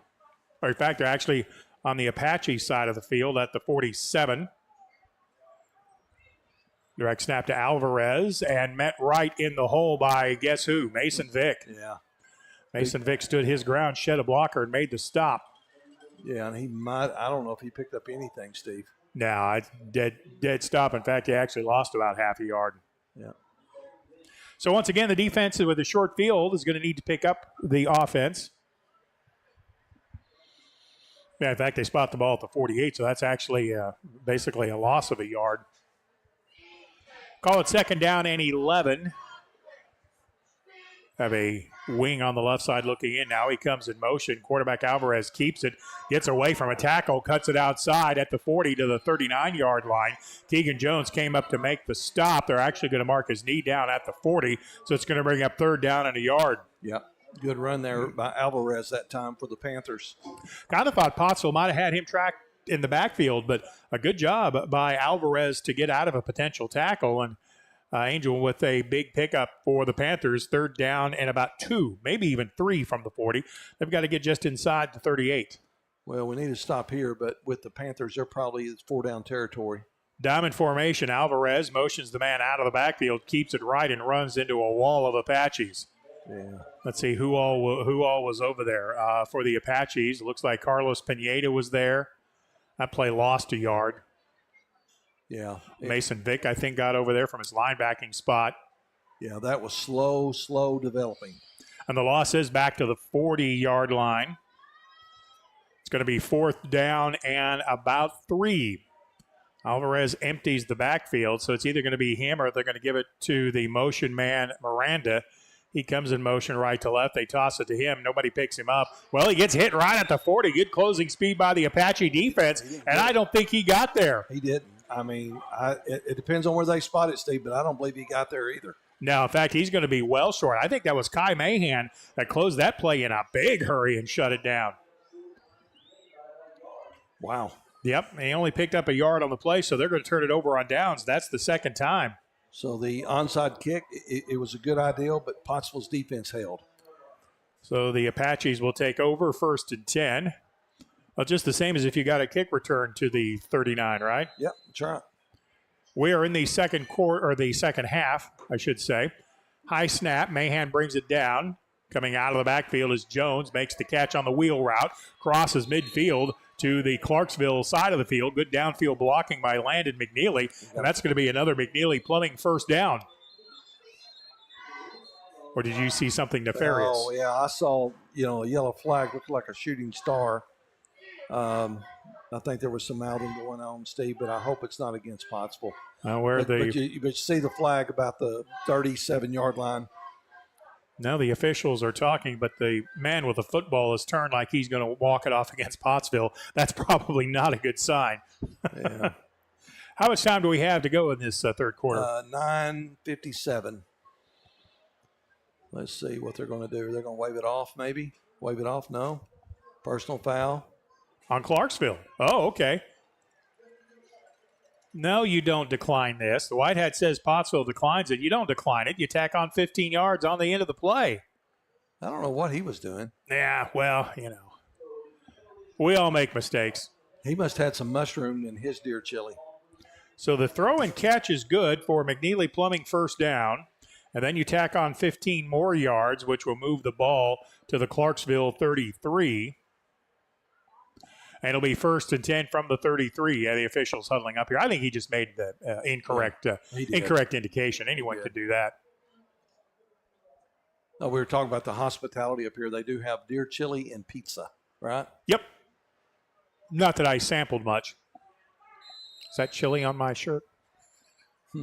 From the 33, 1st and 10 Apaches. Out of the pistol. Mahan takes the snap.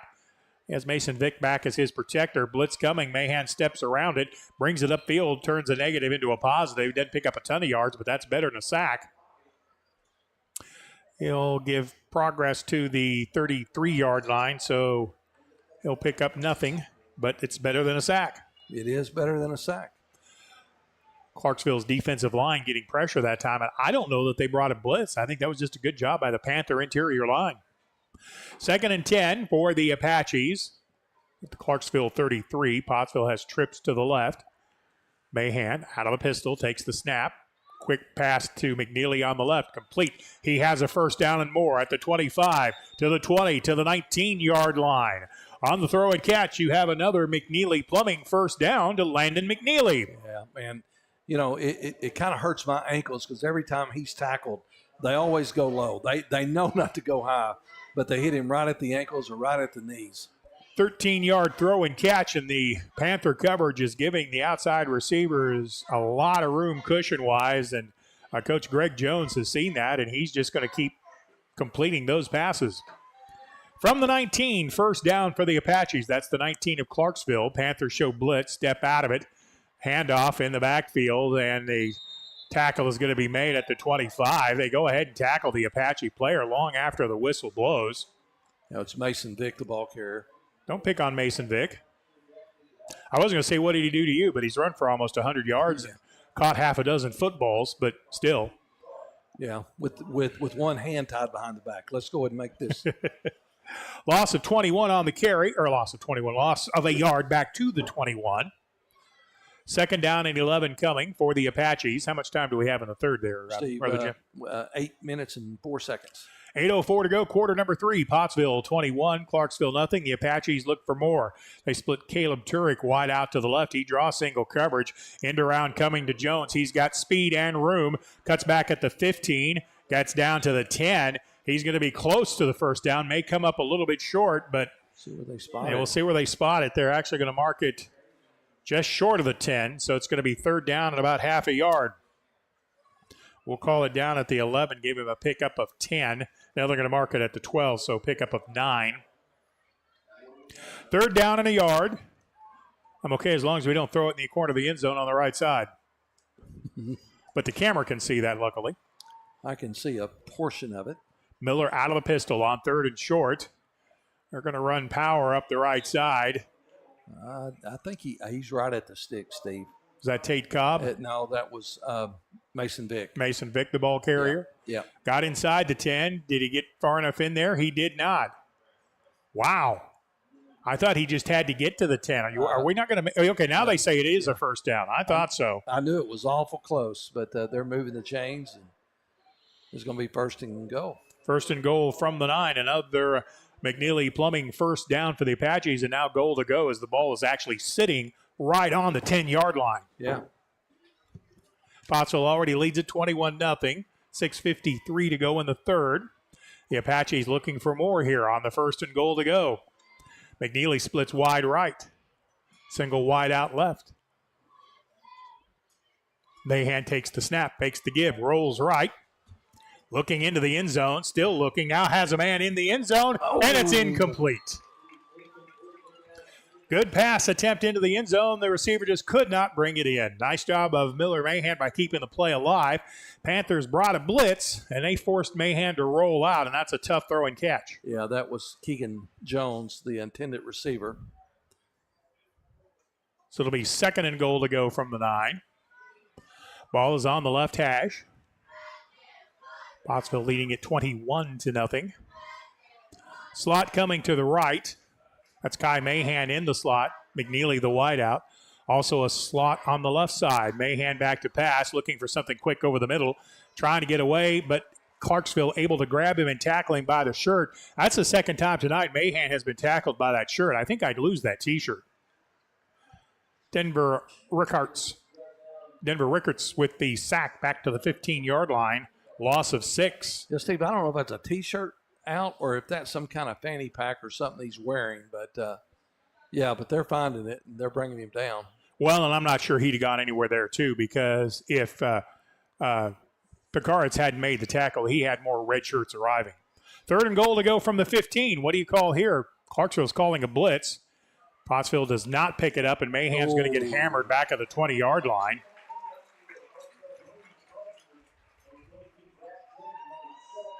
That's going to be another loss of 5 on the Panther blitz.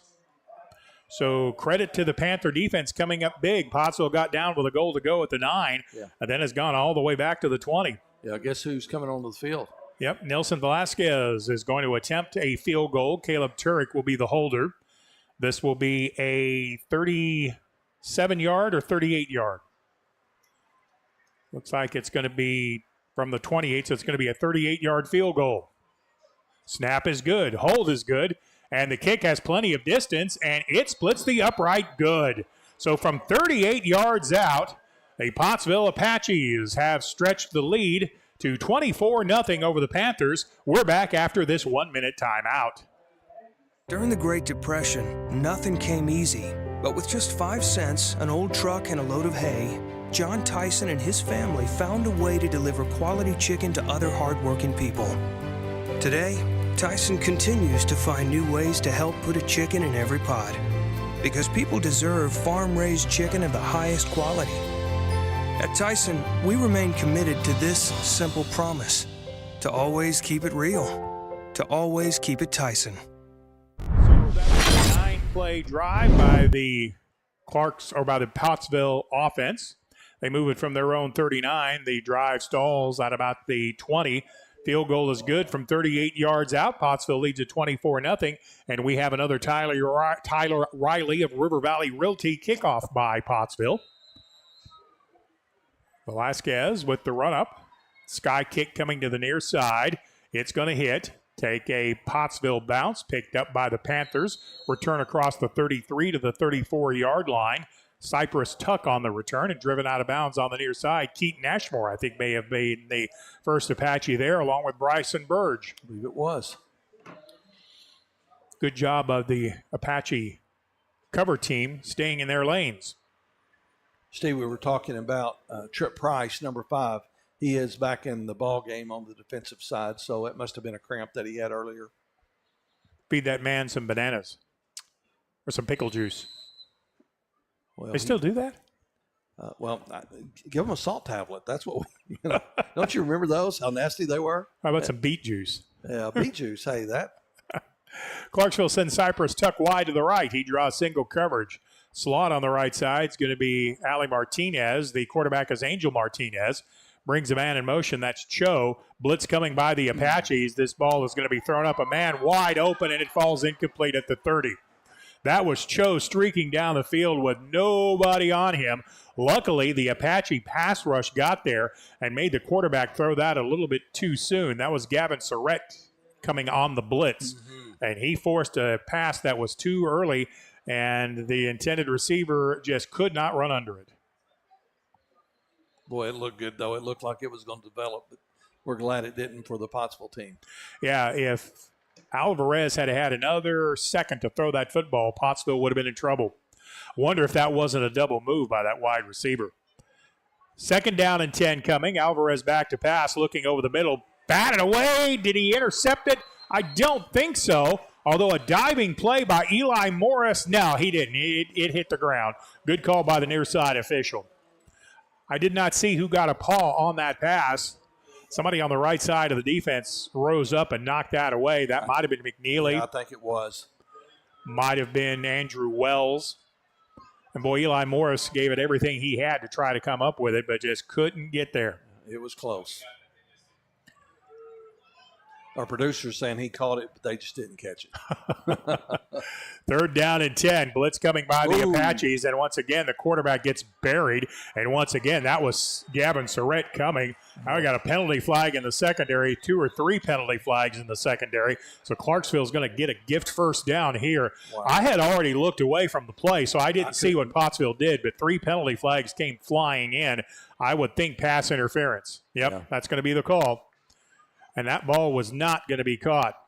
But as Coach Matt Lee has explained to me on more than one occasion, every pass in high school football is catchable.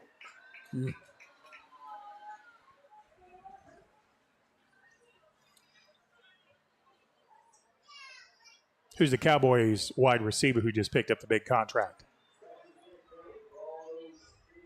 Was it Pearson? No, Lamb, wasn't it? Yeah, Lamb. I don't think Eli. I don't think C.D. Lamb could have run under that football. Yeah, I believe C.D. But it kind of looked like one that Dak Prescott might have thrown. Yeah, that was way overthrown. Clarksville catches a huge break here. They're at the Panther 49. Flanker screen coming, and the gain across the 49 to the 48-yard line. Good coverage on the outside. Kind of looked like there might have been a block in the back, but no call as the ball goes to the 47-yard line to pick up 2 yards. Yeah, there was a block in the back. They just didn't see it, Steve. How much time do we have in quarter number 3, my brother? 4 minutes and 7 seconds. 4:07 to go, quarter number 3. Pottsville 24, Clarksville nothing. This game is far from over. Panthers need a score here. They're at the Apache 47, face a 2nd and 7. They bring a motion man from left to right. That's Ba Cho. And Cho fumbles the football, or did he ever have it? I don't think he ever had it, but I think he's hurt. Boy, there's some hitting going on in this football game. Some serious hitting going on, but I believe I don't. Yeah, they're going to call him down at the 46, I think, yeah. Because it was a reverse. So if the ball was on the ground, it wasn't an incomplete pass. It was a fumble. But they rule him down at the 45. The play is going to gain 2, and now we'll say a prayer that the young man, Ba Chu, is okay.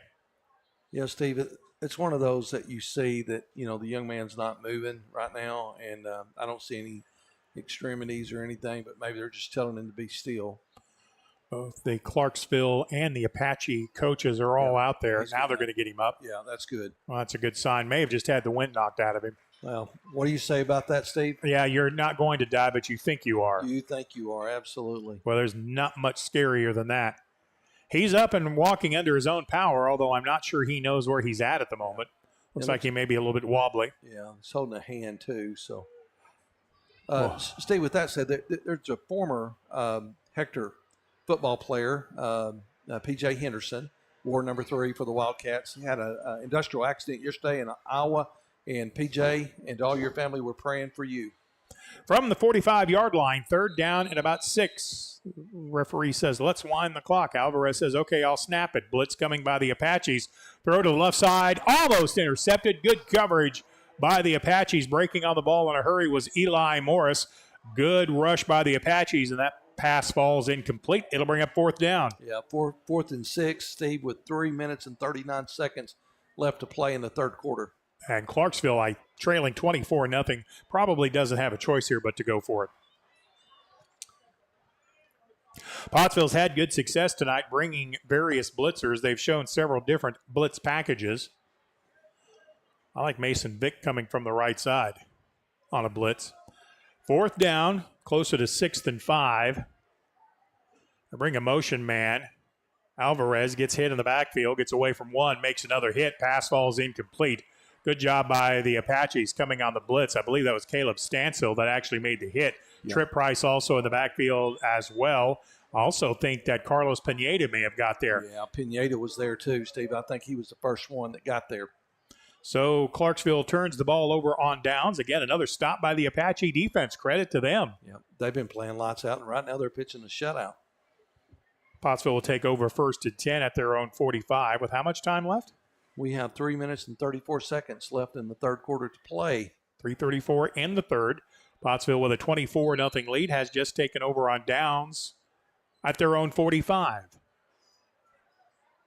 Clarksville shows blitz. Mahan keeps it, read the blitz, turned it upfield, across the 45 at the left hash to the 47. Yeah, Big Bo Davis, number 50 for the Panthers, got his paws on Miller Mahan. Both teams are suddenly having success blitzing. Both defenses are doing well, sending linebackers, and I don't think anybody's come from a safety spot yet, but sending linebackers and corners. Mm-hmm. Trips to the right, 2nd down and 7. Again, the left side linebacker shows blitz. He backs up again.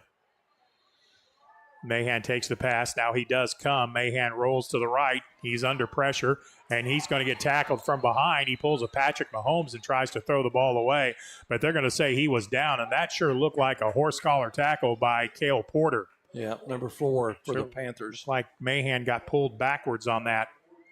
Loss is going to be back to the 40-yard line. Loss of 7 on the play. Yeah, 3rd and 15 with 2 minutes and 30 seconds left. Clock continues to run on the sack, and it's going to be, 3rd and 15. This would be a good time for my favorite play. It would be. Where's McNeely lined up? They're still in the huddle. They're breaking the huddle now. Let's see. He's going to be split. Yeah, in fact, there's no tight end on the line of scrimmage, so that's not coming. Although the Panthers showed cover 2, now they break into cover 3, and I think Pottsville wasn't expecting that change in coverage, and they call timeout. So with how much time? With 2:07. 2:07 left to go in the third. Pottsville 24, Clarksville nothing. We're back after this 30-second timeout.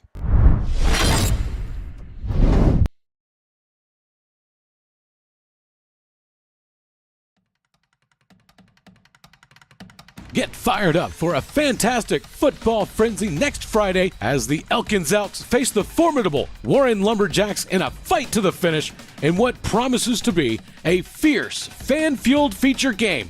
Fire up your Friday night with some of the finest football in the state of Arkansas. Will the Elks elevate their game, or will the Lumberjacks log a victory? Find out next Friday right here on the Arkansas Sports Network.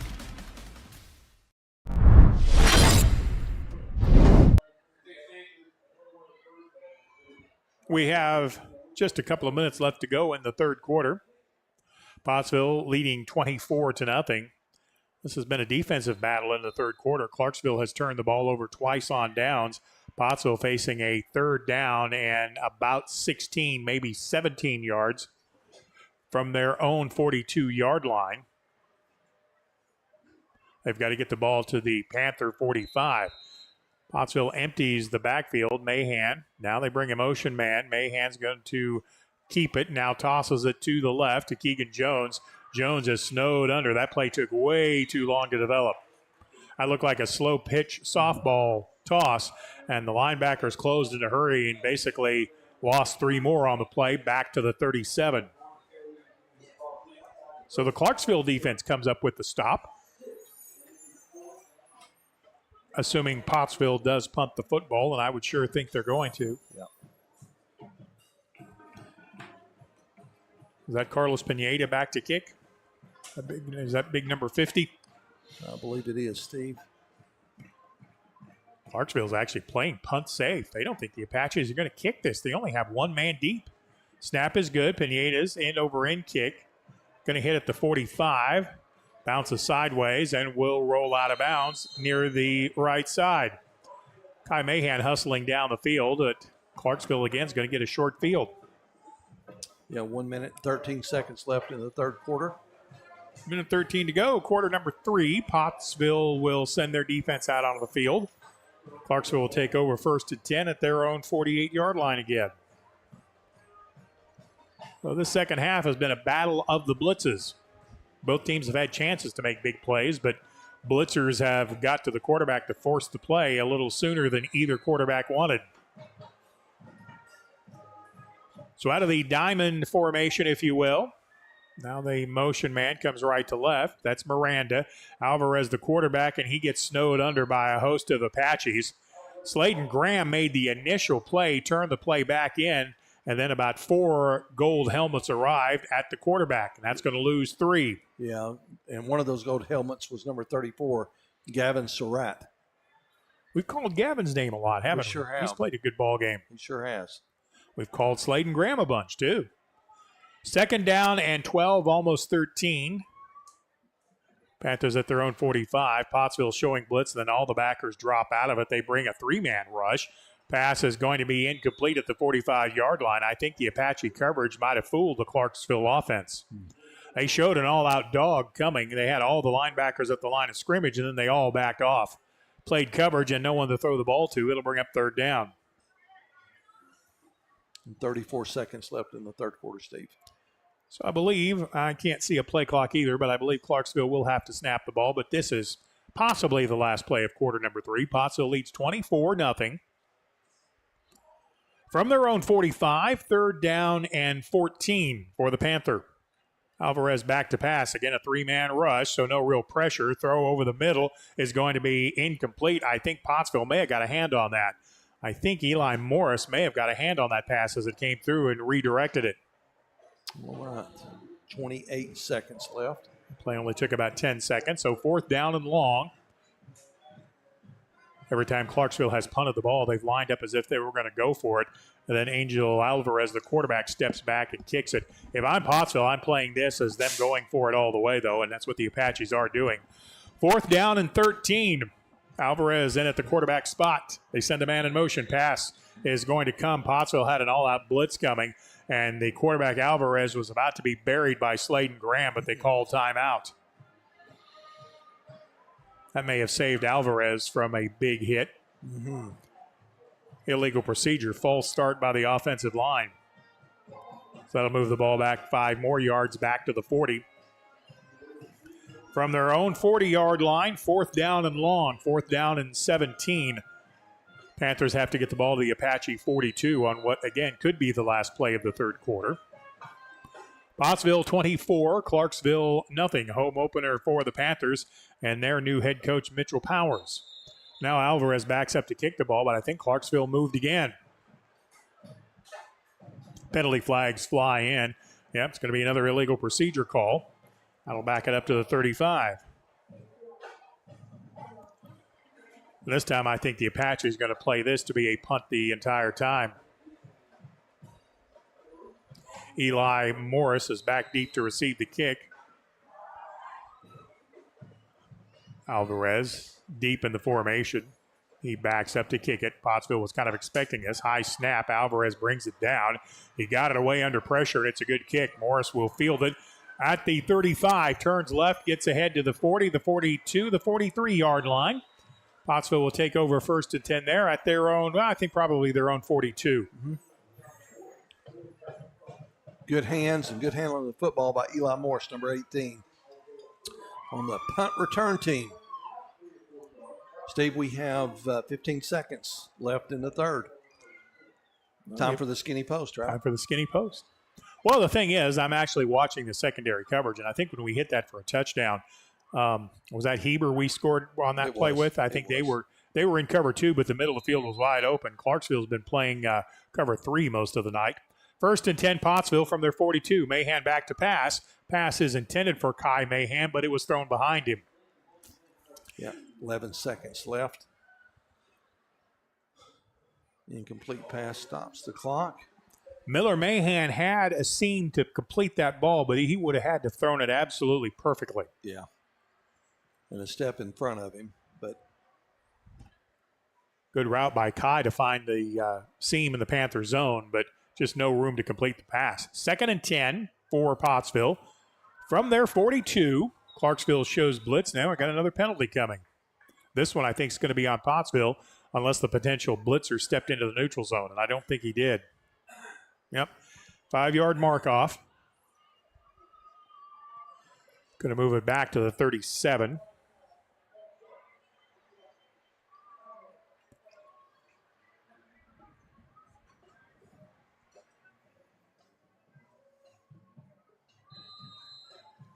Second down and 15. Again, blitz coming, screen call, bubble screen complete, but Clarksville played that very well. Boy, normally that's a good call against a blitz too, but credit the Panther defense. They picked that up in a hurry. Yeah, they stayed at home that time, Steve, and not much gain there for the Pottsville Apaches. The pass was complete to Caleb Turk, and that will expire time in quarter number 3. We'll go to the 4th. Pottsville 24, Clarksville nothing. Back after this 30-second timeout. Just like the Apaches, I am here to help you score big. Regardless if you are buying or selling, I'll guide you every step of the way. You can call me at 479-970-5079 and we'll connect the dots on getting you where you are trying to go. Speaking of going, let's go Apaches!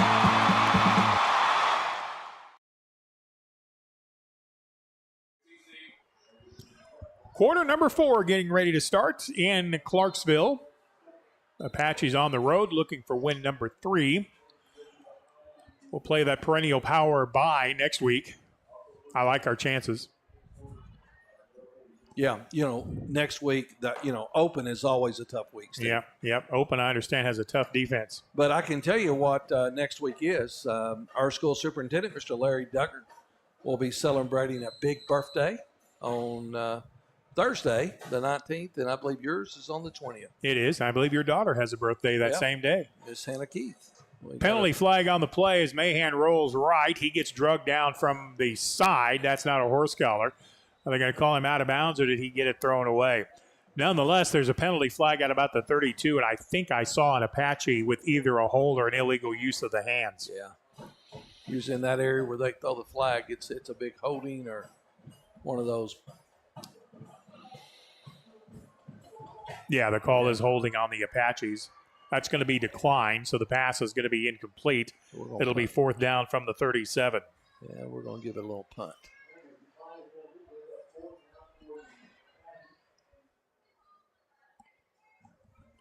Carlos Pineda will be in punt formation.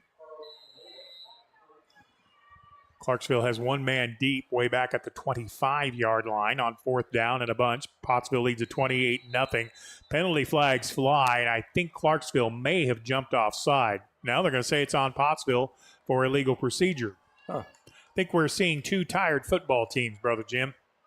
We're seeing a lot of illegal procedure and holding type calls. Yep. That's what happens when it's kind of it's not that it's real muggy out there, but it is, it's kind of been some of that with the remnants of the hurricane coming through. And of course, they ate Kentucky Fried Chicken before the game. My goodness. Who would feed them Kentucky Fried Chicken before a football game? 4th and 20. Pineda gets an end-over-end kick away, takes an Apache bounce. Fielded at the 37, return to the near side, gets out to the 40 to the 45-yard line. Hustling down the field for Pottsville was Gavin Surrett to make the stop. The returner for Clarksville was Cypress Tuck, and it'll be Panther football, 1st and 10 from their own 45-yard line. All right, 11 minutes and 43 seconds left in the ballgame. 11:43 left to go in the 4th. This has been a scoreless second half. Pottsville with a 24-0 lead. Clarksville calls the play on the sideline, but we have a penalty flag call against Clarksville. This is a big mark-off. They're going to move it back to the 35. Some kind of personal foul called on the Panthers.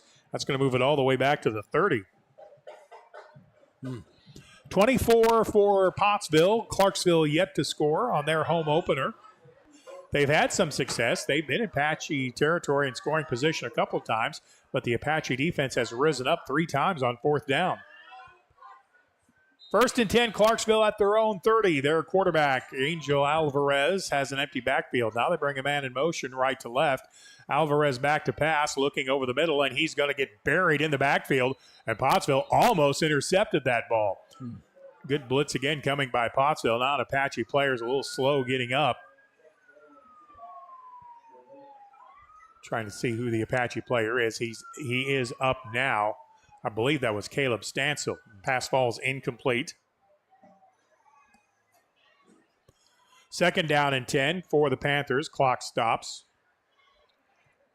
11 minutes and change to go in the ball game. Pottsville 24, Clarksville nothing.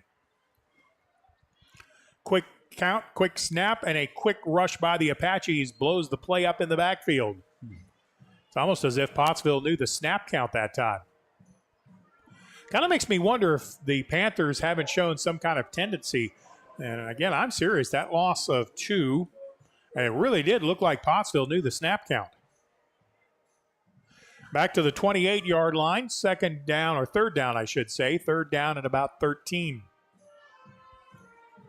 How much time you got, Jim? We have 11 minutes left in the ball game. Alvarez back to pass. His pass is swatted away by the Apache pass rush. That was Landon McNeely knocking that one away, and it's going to bring up fourth down and long. Landon McNeely on the blitz, got there and got the 2 arms up. If you're not going to get to the quarterback, get the arms up, especially when you're, 6'5"? Yeah. Something like that. Clarksville may not have any choice but to really go for this one. They're down 24-0, and we're under 11 minutes to go in the ball game. Bum, bum, bum. Now Alvarez backs up as if he's going to kick it. Pottsville doesn't believe it. Now the kick gets away. It's an end-over-end kick. He's going to take a Pottsville bounce like a 9-iron. Hit it about the 38, bounces to the 40, and the ball's down there at the 40-yard line by Isaiah Friars. Pottsville will take over first and 10. How much time you got, Jim? 10 minutes, 49 seconds. 10:49 to go in the ball game. Pottsville first and 10 from their own 40. The Apaches need about a 10-minute drive here. We have not seen any scoring in the second half. Both defenses have played well. Pottsville able to put up 24 points in the first half, lead it 24-0. Landon McNeely comes wide to the left. Keegan Jones in the slot on the left. I think that's Eli Morris wide to the right. Pottsville's confused in the backfield. They've got to get a couple of guys set. They do. Now Mahan calls the cadence, takes the snap, back to pass, blitz coming. Mahan brings it up the middle, has blockers at midfield, outside the hash, to the 40, 35, and spun out of bounds. But that's going to be another McNeely Plumbing first down run by the Apache quarterback, Miller Mahan. Yeah, that's what happens when you bring a blitz and the quarterback, and you miss the quarterback. Yeah, blitz is fantastic if you get there, but they did not. Yeah. Miller Mahan with the run. Responded well to that blitz that time, Steve. Picked up about 22 on that play. Ball is at the 37, so maybe make it 23. First down and 10 for Pottsville. They're in Clarksville's end of the field at the 37. Clock cranks up again after the spot of the chains, and Pottsville not in a big hurry to snap it. Mahan back to pass. Blitz coming. Mahan rolls left, has a man over the pass is picked off by the Panthers. They had McNeely deep. I don't know if McNeely ran a little different route than what Mahan expected, or if Mahan just kind of threw the ball behind his intended receiver from the pressure. But as it is, an interception will give the ball back to the Panthers. Yeah, the second NIT tonight for the Clarksville secondary. And again, I believe you have some tired folks on the field right now. We didn't see any of this in the first half. 10 minutes, 30 seconds left in the ball game. From their own 39-yard line, Clarksville has it first and 10. I don't think the Panthers even have, they got 2 first downs in this half. But again, a stop in the backfield by the Apache defense. Yeah, Steve, as you've already mentioned, this has been a scoreless second half of play for both teams. And Pottsville's leading with 10 minutes and 10 seconds left in the ball game, 24-0 over the Panthers. Miranda, the ball carrier, picked up a yard on the play. Left side of the Apache defense, holding their ground and making a stop there. Tripp Price and Sladen Graham. Second down and 9, Alvarez out of a double barrel gun. They give it to the left side halfback. Tries to fight his way back to the line of scrimmage. I don't think he got there. I think Caleb Stansel stood him up out about the 35. Now he's going to pick up a yard. They're going to give him progress to the 36 maybe.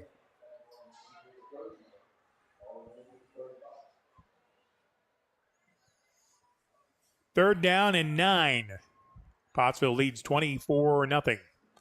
Mason Vick out there trying to stretch. We've got some tired players on both teams. Alvarez, the quarterback, out of the gun, takes the snap.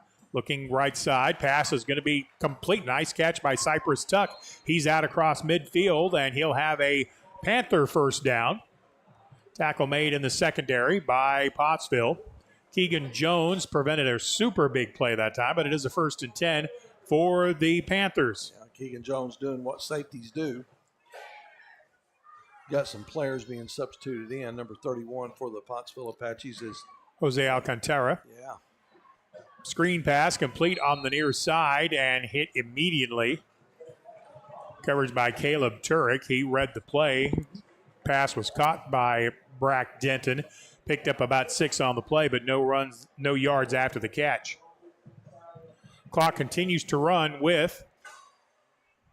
It is 8 minutes and 35 seconds. 8:35 to go in the ball game. Pottsville leads it 24-0. Wide out to the left side is Juan Gonzalez. He may have lined up off sides, but there's no whistle. Pass coming to the near side. That's going to be complete at the 20 to the 19 to the 18-yard line. Brack Denton with the completion. Good throw, good catch. With 8:21 left in the ball game. Pottsville on top, 24-0. Clarksville, after the interception, they moved the ball to the 17. Alvarez, the quarterback, looks left the whole way. Pass is going to be, first caught and then dropped by Ba Cho.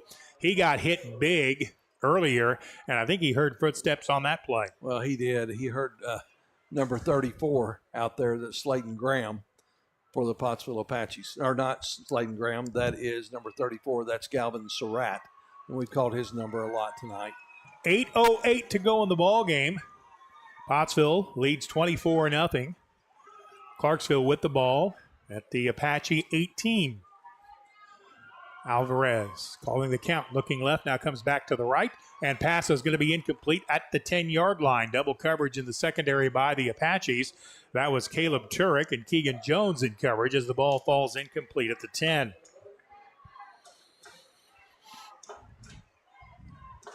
Third down and 10. It's not goal to go for the Panthers. They can pick up a first down at the 7. Pottsville 24, Clarksville nothing. 3rd and long. And a penalty flag comes in almost immediately. You would think that may be another procedure call. Looks like it's going to be. Yep. After a relatively penalty-free first half, lots of penalties on both teams in the second. No points scored in the second half either. This has been a defensive battle. Well, Steve, you can see something. There's a lot of those players on both sides of the ball with hands on hips, and that just tells you they're tired.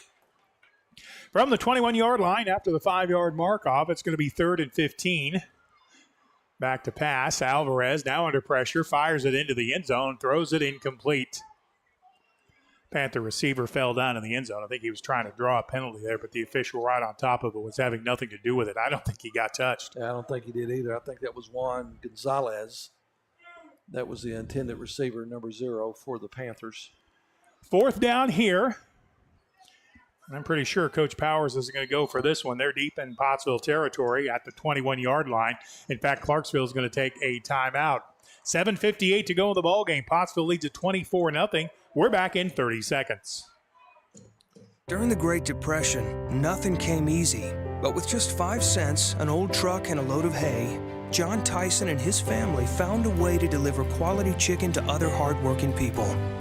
Today, Tyson continues to find new ways to help put a chicken in every pot. Because people deserve farm-raised chicken of the highest quality. At Tyson, we remain committed to this simple promise: to always keep it real, to always keep it Tyson.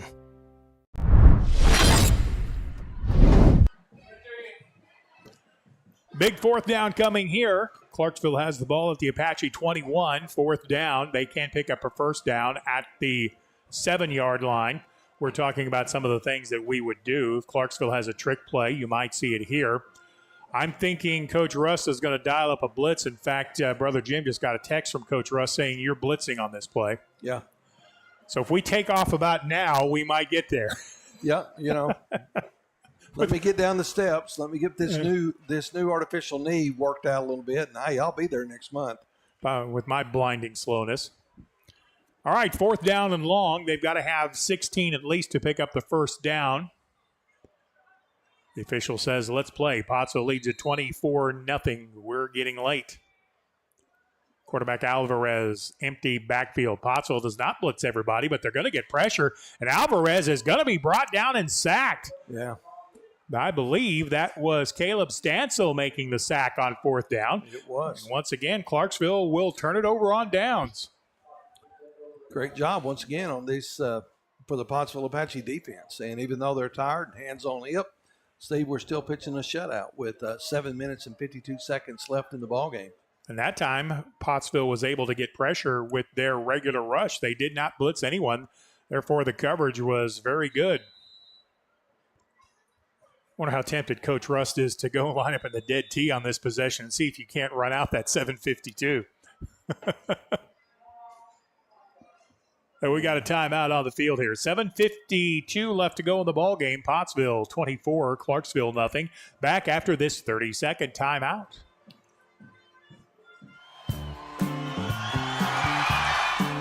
Just like the Apaches, I am here to help you score big. Regardless if you are buying or selling, I'll guide you every step of the way. You can call me at 479-970-5079 and we'll connect the dots on getting you where you are trying to go. Speaking of going, let's go Apaches!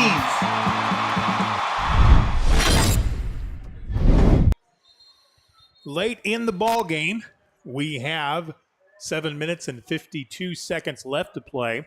Clarksville trailing Pottsville 24-0.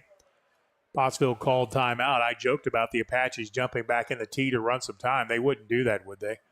Surely not. Now, they're going to go back to their standard formation. They're going to send Caleb Turek wide to the left. Single back behind the quarterback Mahan. They bring Vick in motion. They toss it to Vick. He turns it upfield at the right hash. Crosses the 23, fights his way up to the 24. May get to the 25 after a pickup of 3. Yeah. 3 yards and a cloud of clock being run. Yep, that's it. 2nd and 7 coming. Mason Vick had a very, very good first half. In fact, we were kind of leaning toward him as our player of the game. Neither team has scored in the second half, so I'm still okay with that. I am too, and he has played one great ball game tonight, Steve. Pottsville leads at 24-0, has a 2nd and 7. Quick pass coming. It's going to be complete across the 35 from Mahan to McNeely for McNeely Plumbing. First down for the Apaches. Oh, man, that was a beautiful play. Beautiful executed play. Just a perfectly thrown pass to a perfectly ran pattern by McNeely, and picked up the first down. Out to the 35-yard line. 1st and 10 for the Apaches. It was a nice timing route. That might have been a skinny post, actually. It kind of looked like it, Steve, but I don't think he was lined up in the tight end position when he ran it. Mahan back to pass. Sidearm complete to McNeely at the 40. Up the right sideline to the 42, the 43-yard line. Now they're going to mark him out of bounds at the 42. But a nice pickup on first down, a pickup of 7.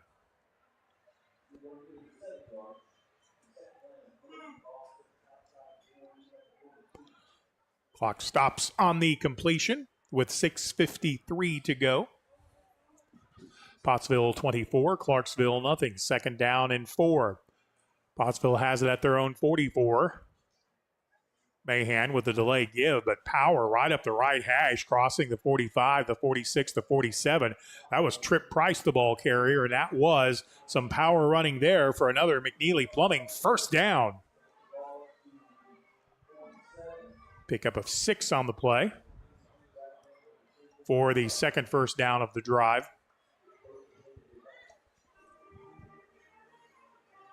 Pottsville at their own 48.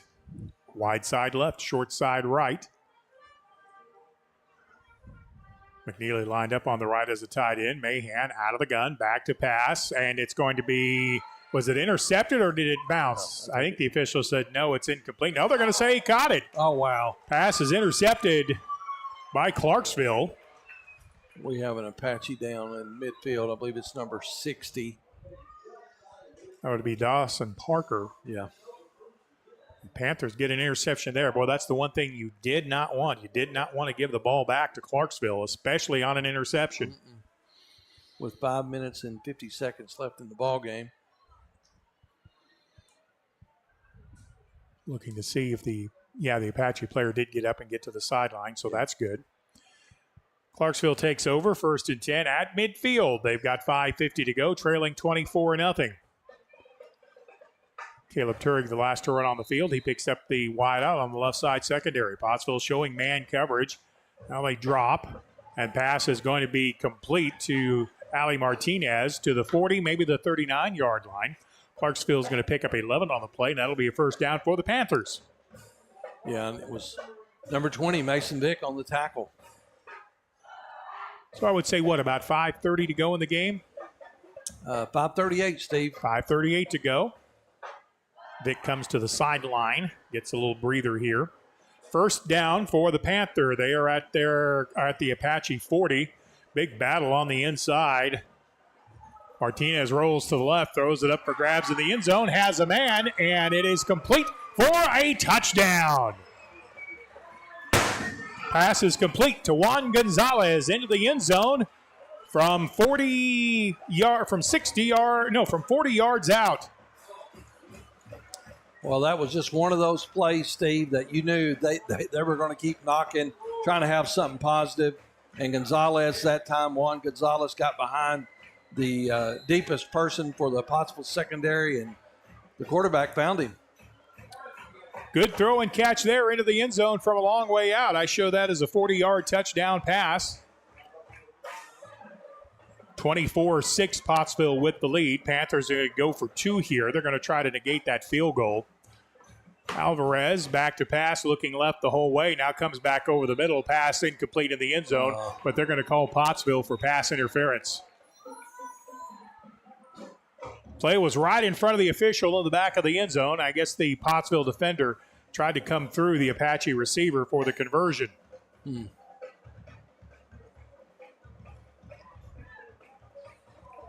Well, they're going to get just a little bit closer. Half the distance to the go.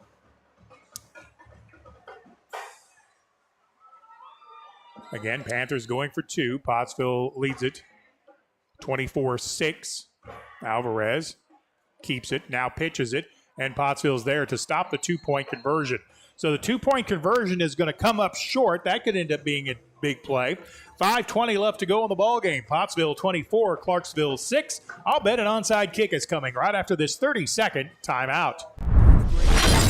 Nothing came easy, but with just 5 cents, an old truck, and a load of hay, John Tyson and his family found a way to deliver quality chicken to other hardworking people. Today, Tyson continues to find new ways to help put a chicken in every pod, because people deserve farm-raised chicken of the highest quality. At Tyson, we remain committed to this simple promise: to always keep it real, to always keep it Tyson.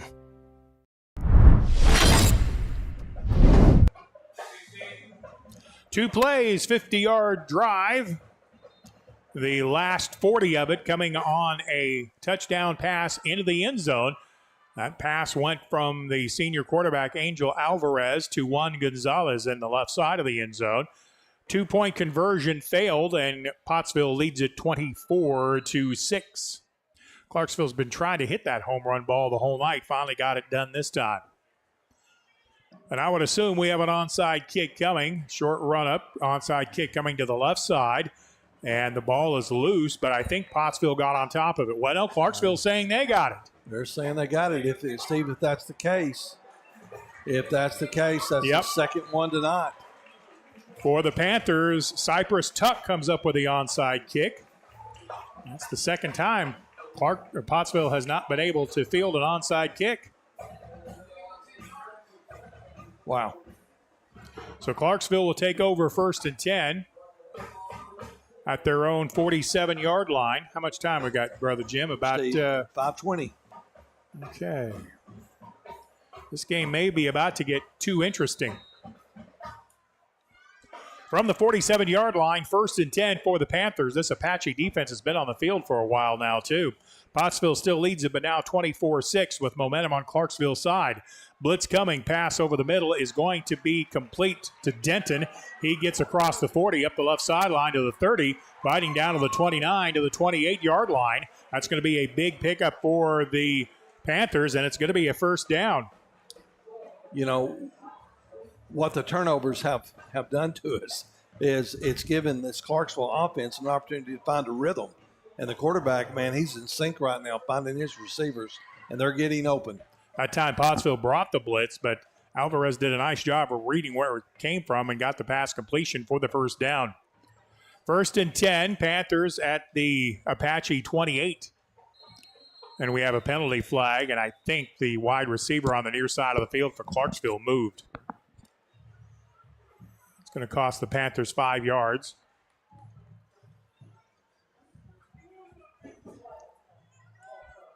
.509 left to go in the ball game. Penalty will move the ball back to the 36. Pottsville leads 24-6. Clarksville making it interesting with a late run. 1st and 15. Alvarez out of the gun. Trip Price coming with pressure. Alvarez dancing around, throws it over the middle, and Pottsville with the interception. At the 30, the 35, going out of bounds. That's the other side of the 35-yard line. The Apache defense gets the turnover back. Steve, I think that might be number 6, Andrew Wells. I think you could be right.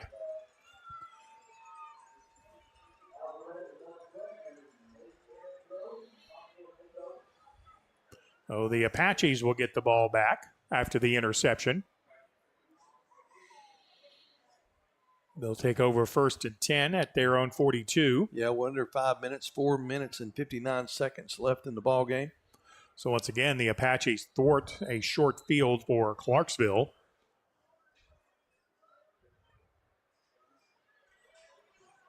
Pottsville leads 24-6. Offense comes to the line of scrimmage.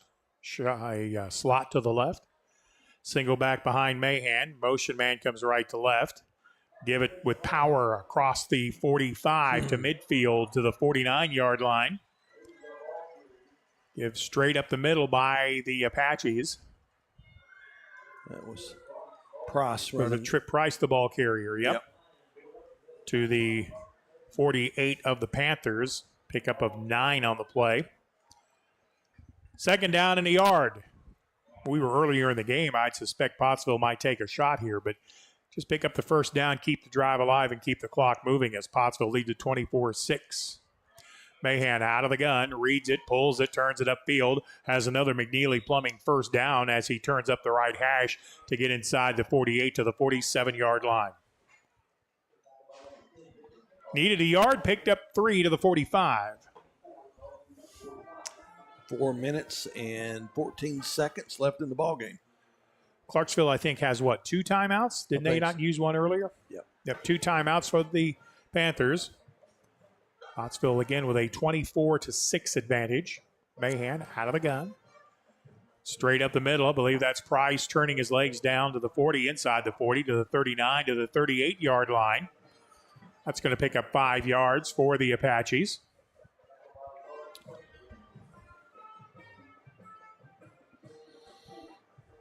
Pickup of 4 to the 39. Pickup of 6. It's going to be 2nd and 4. And Pottsville not in any big hurry to snap this football.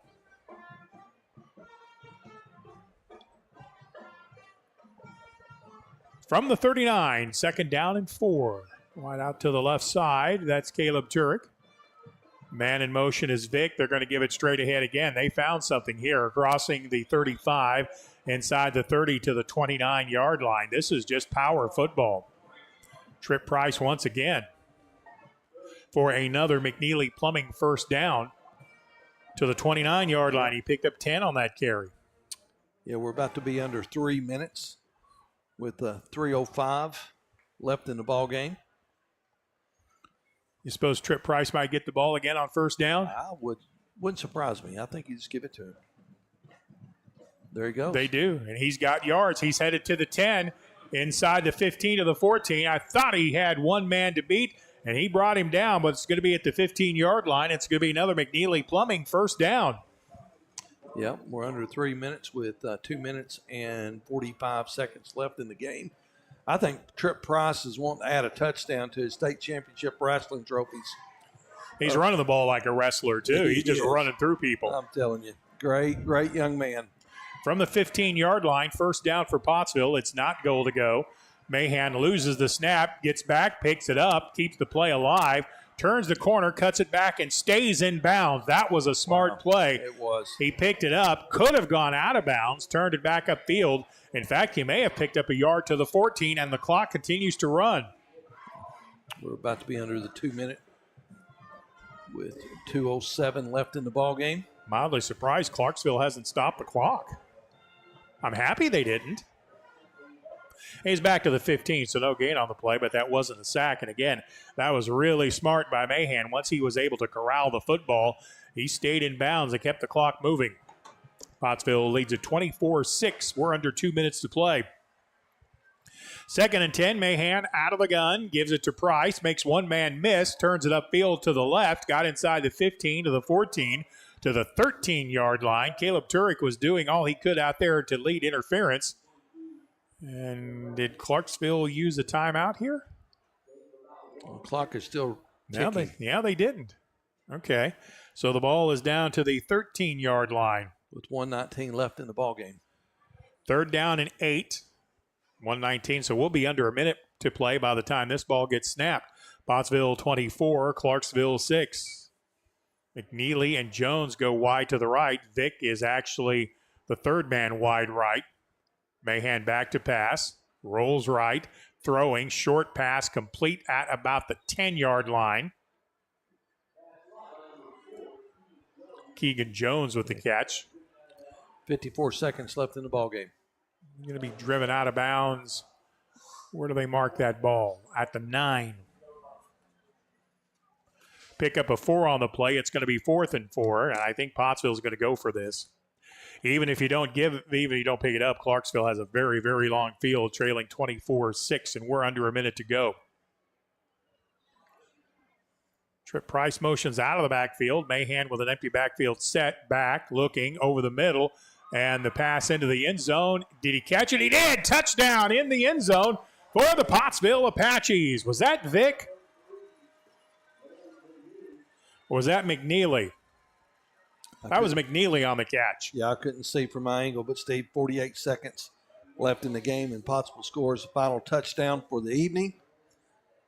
9-yard touchdown pass from Miller Mahan to Landon McNeely. It's Landon's second touchdown of the night. The first one was on a run play. That stretches the lead to 30-6 with a point after attempt coming by Nelson Velasquez. Snap is good. Kick is on the way, and it is good. How much time you got, Brother Jim? With 48 seconds, Steve. With 48 seconds left to go in the ball game, your new score, the Pottsville Apaches lead at 31-6. We're back in 30 seconds with a Tyler Riley of River Valley Realty kickoff.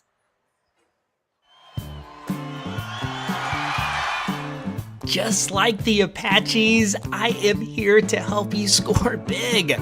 Regardless if you are buying or selling, I'll guide you every step of the way. You can call me at 479-970-5079 and we'll connect the dots on getting you where you are trying to go. Speaking of going, let's go Apaches!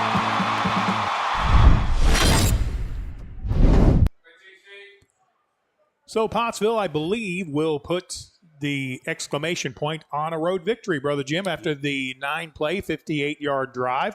With the point after, Pottsville leads 31-6. Yep. Nelson Velasquez on the run-up. High kick taken at the 29-yard line. Fumbled, picked up, return across the 30 to the 31-yard line. That may be the best job of coverage Pottsville has done tonight on the special teams play after the Tyler Riley of River Valley Realty kickoff.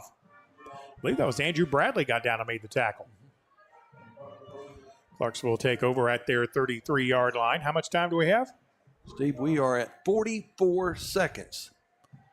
Well, this Panther bunch never gave up. They fought hard, got themselves back into it with a big play touchdown late in the game.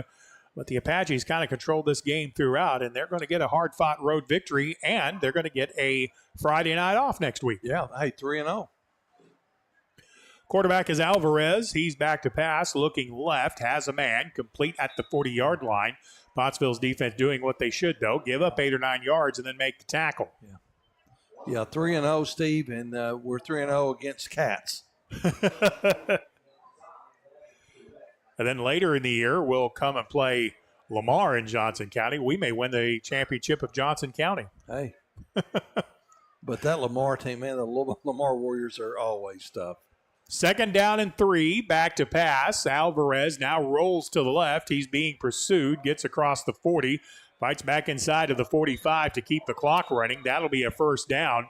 Good job by the Apache defense to keep him inside. Yeah. Guess who? Mason Vick. Mason Vick with another tackle. He's got to be close to double figures in tackles, doesn't he? Steve, just all-purpose football player tonight. My vote will be for Mason Vick to be the player of the game. I believe that's correct. How much time you got, sir? Steve, we've got 7 seconds left in the ballgame. And a penalty flag called on the Panthers. I'm not sure what this penalty was for. I think it was for pouncing. I'm sorry. It's getting late. I'm tired, too. 15-yard pouncing penalty by the Cats. Yeah, well, pouncing on the Panthers. Moving back to the 29-yard line. Last play of the game coming, you would think, with 7 seconds to go. Ticker. And that will be the ball game as Clarksville will just put it in play and call it a night. Your final score, the Pottsville Apaches improved to 3-0 on the young season with a 31-6 win over Clarksville. We'll come back and wrap it up from Whitson Morgan Stadium after this 1-minute timeout.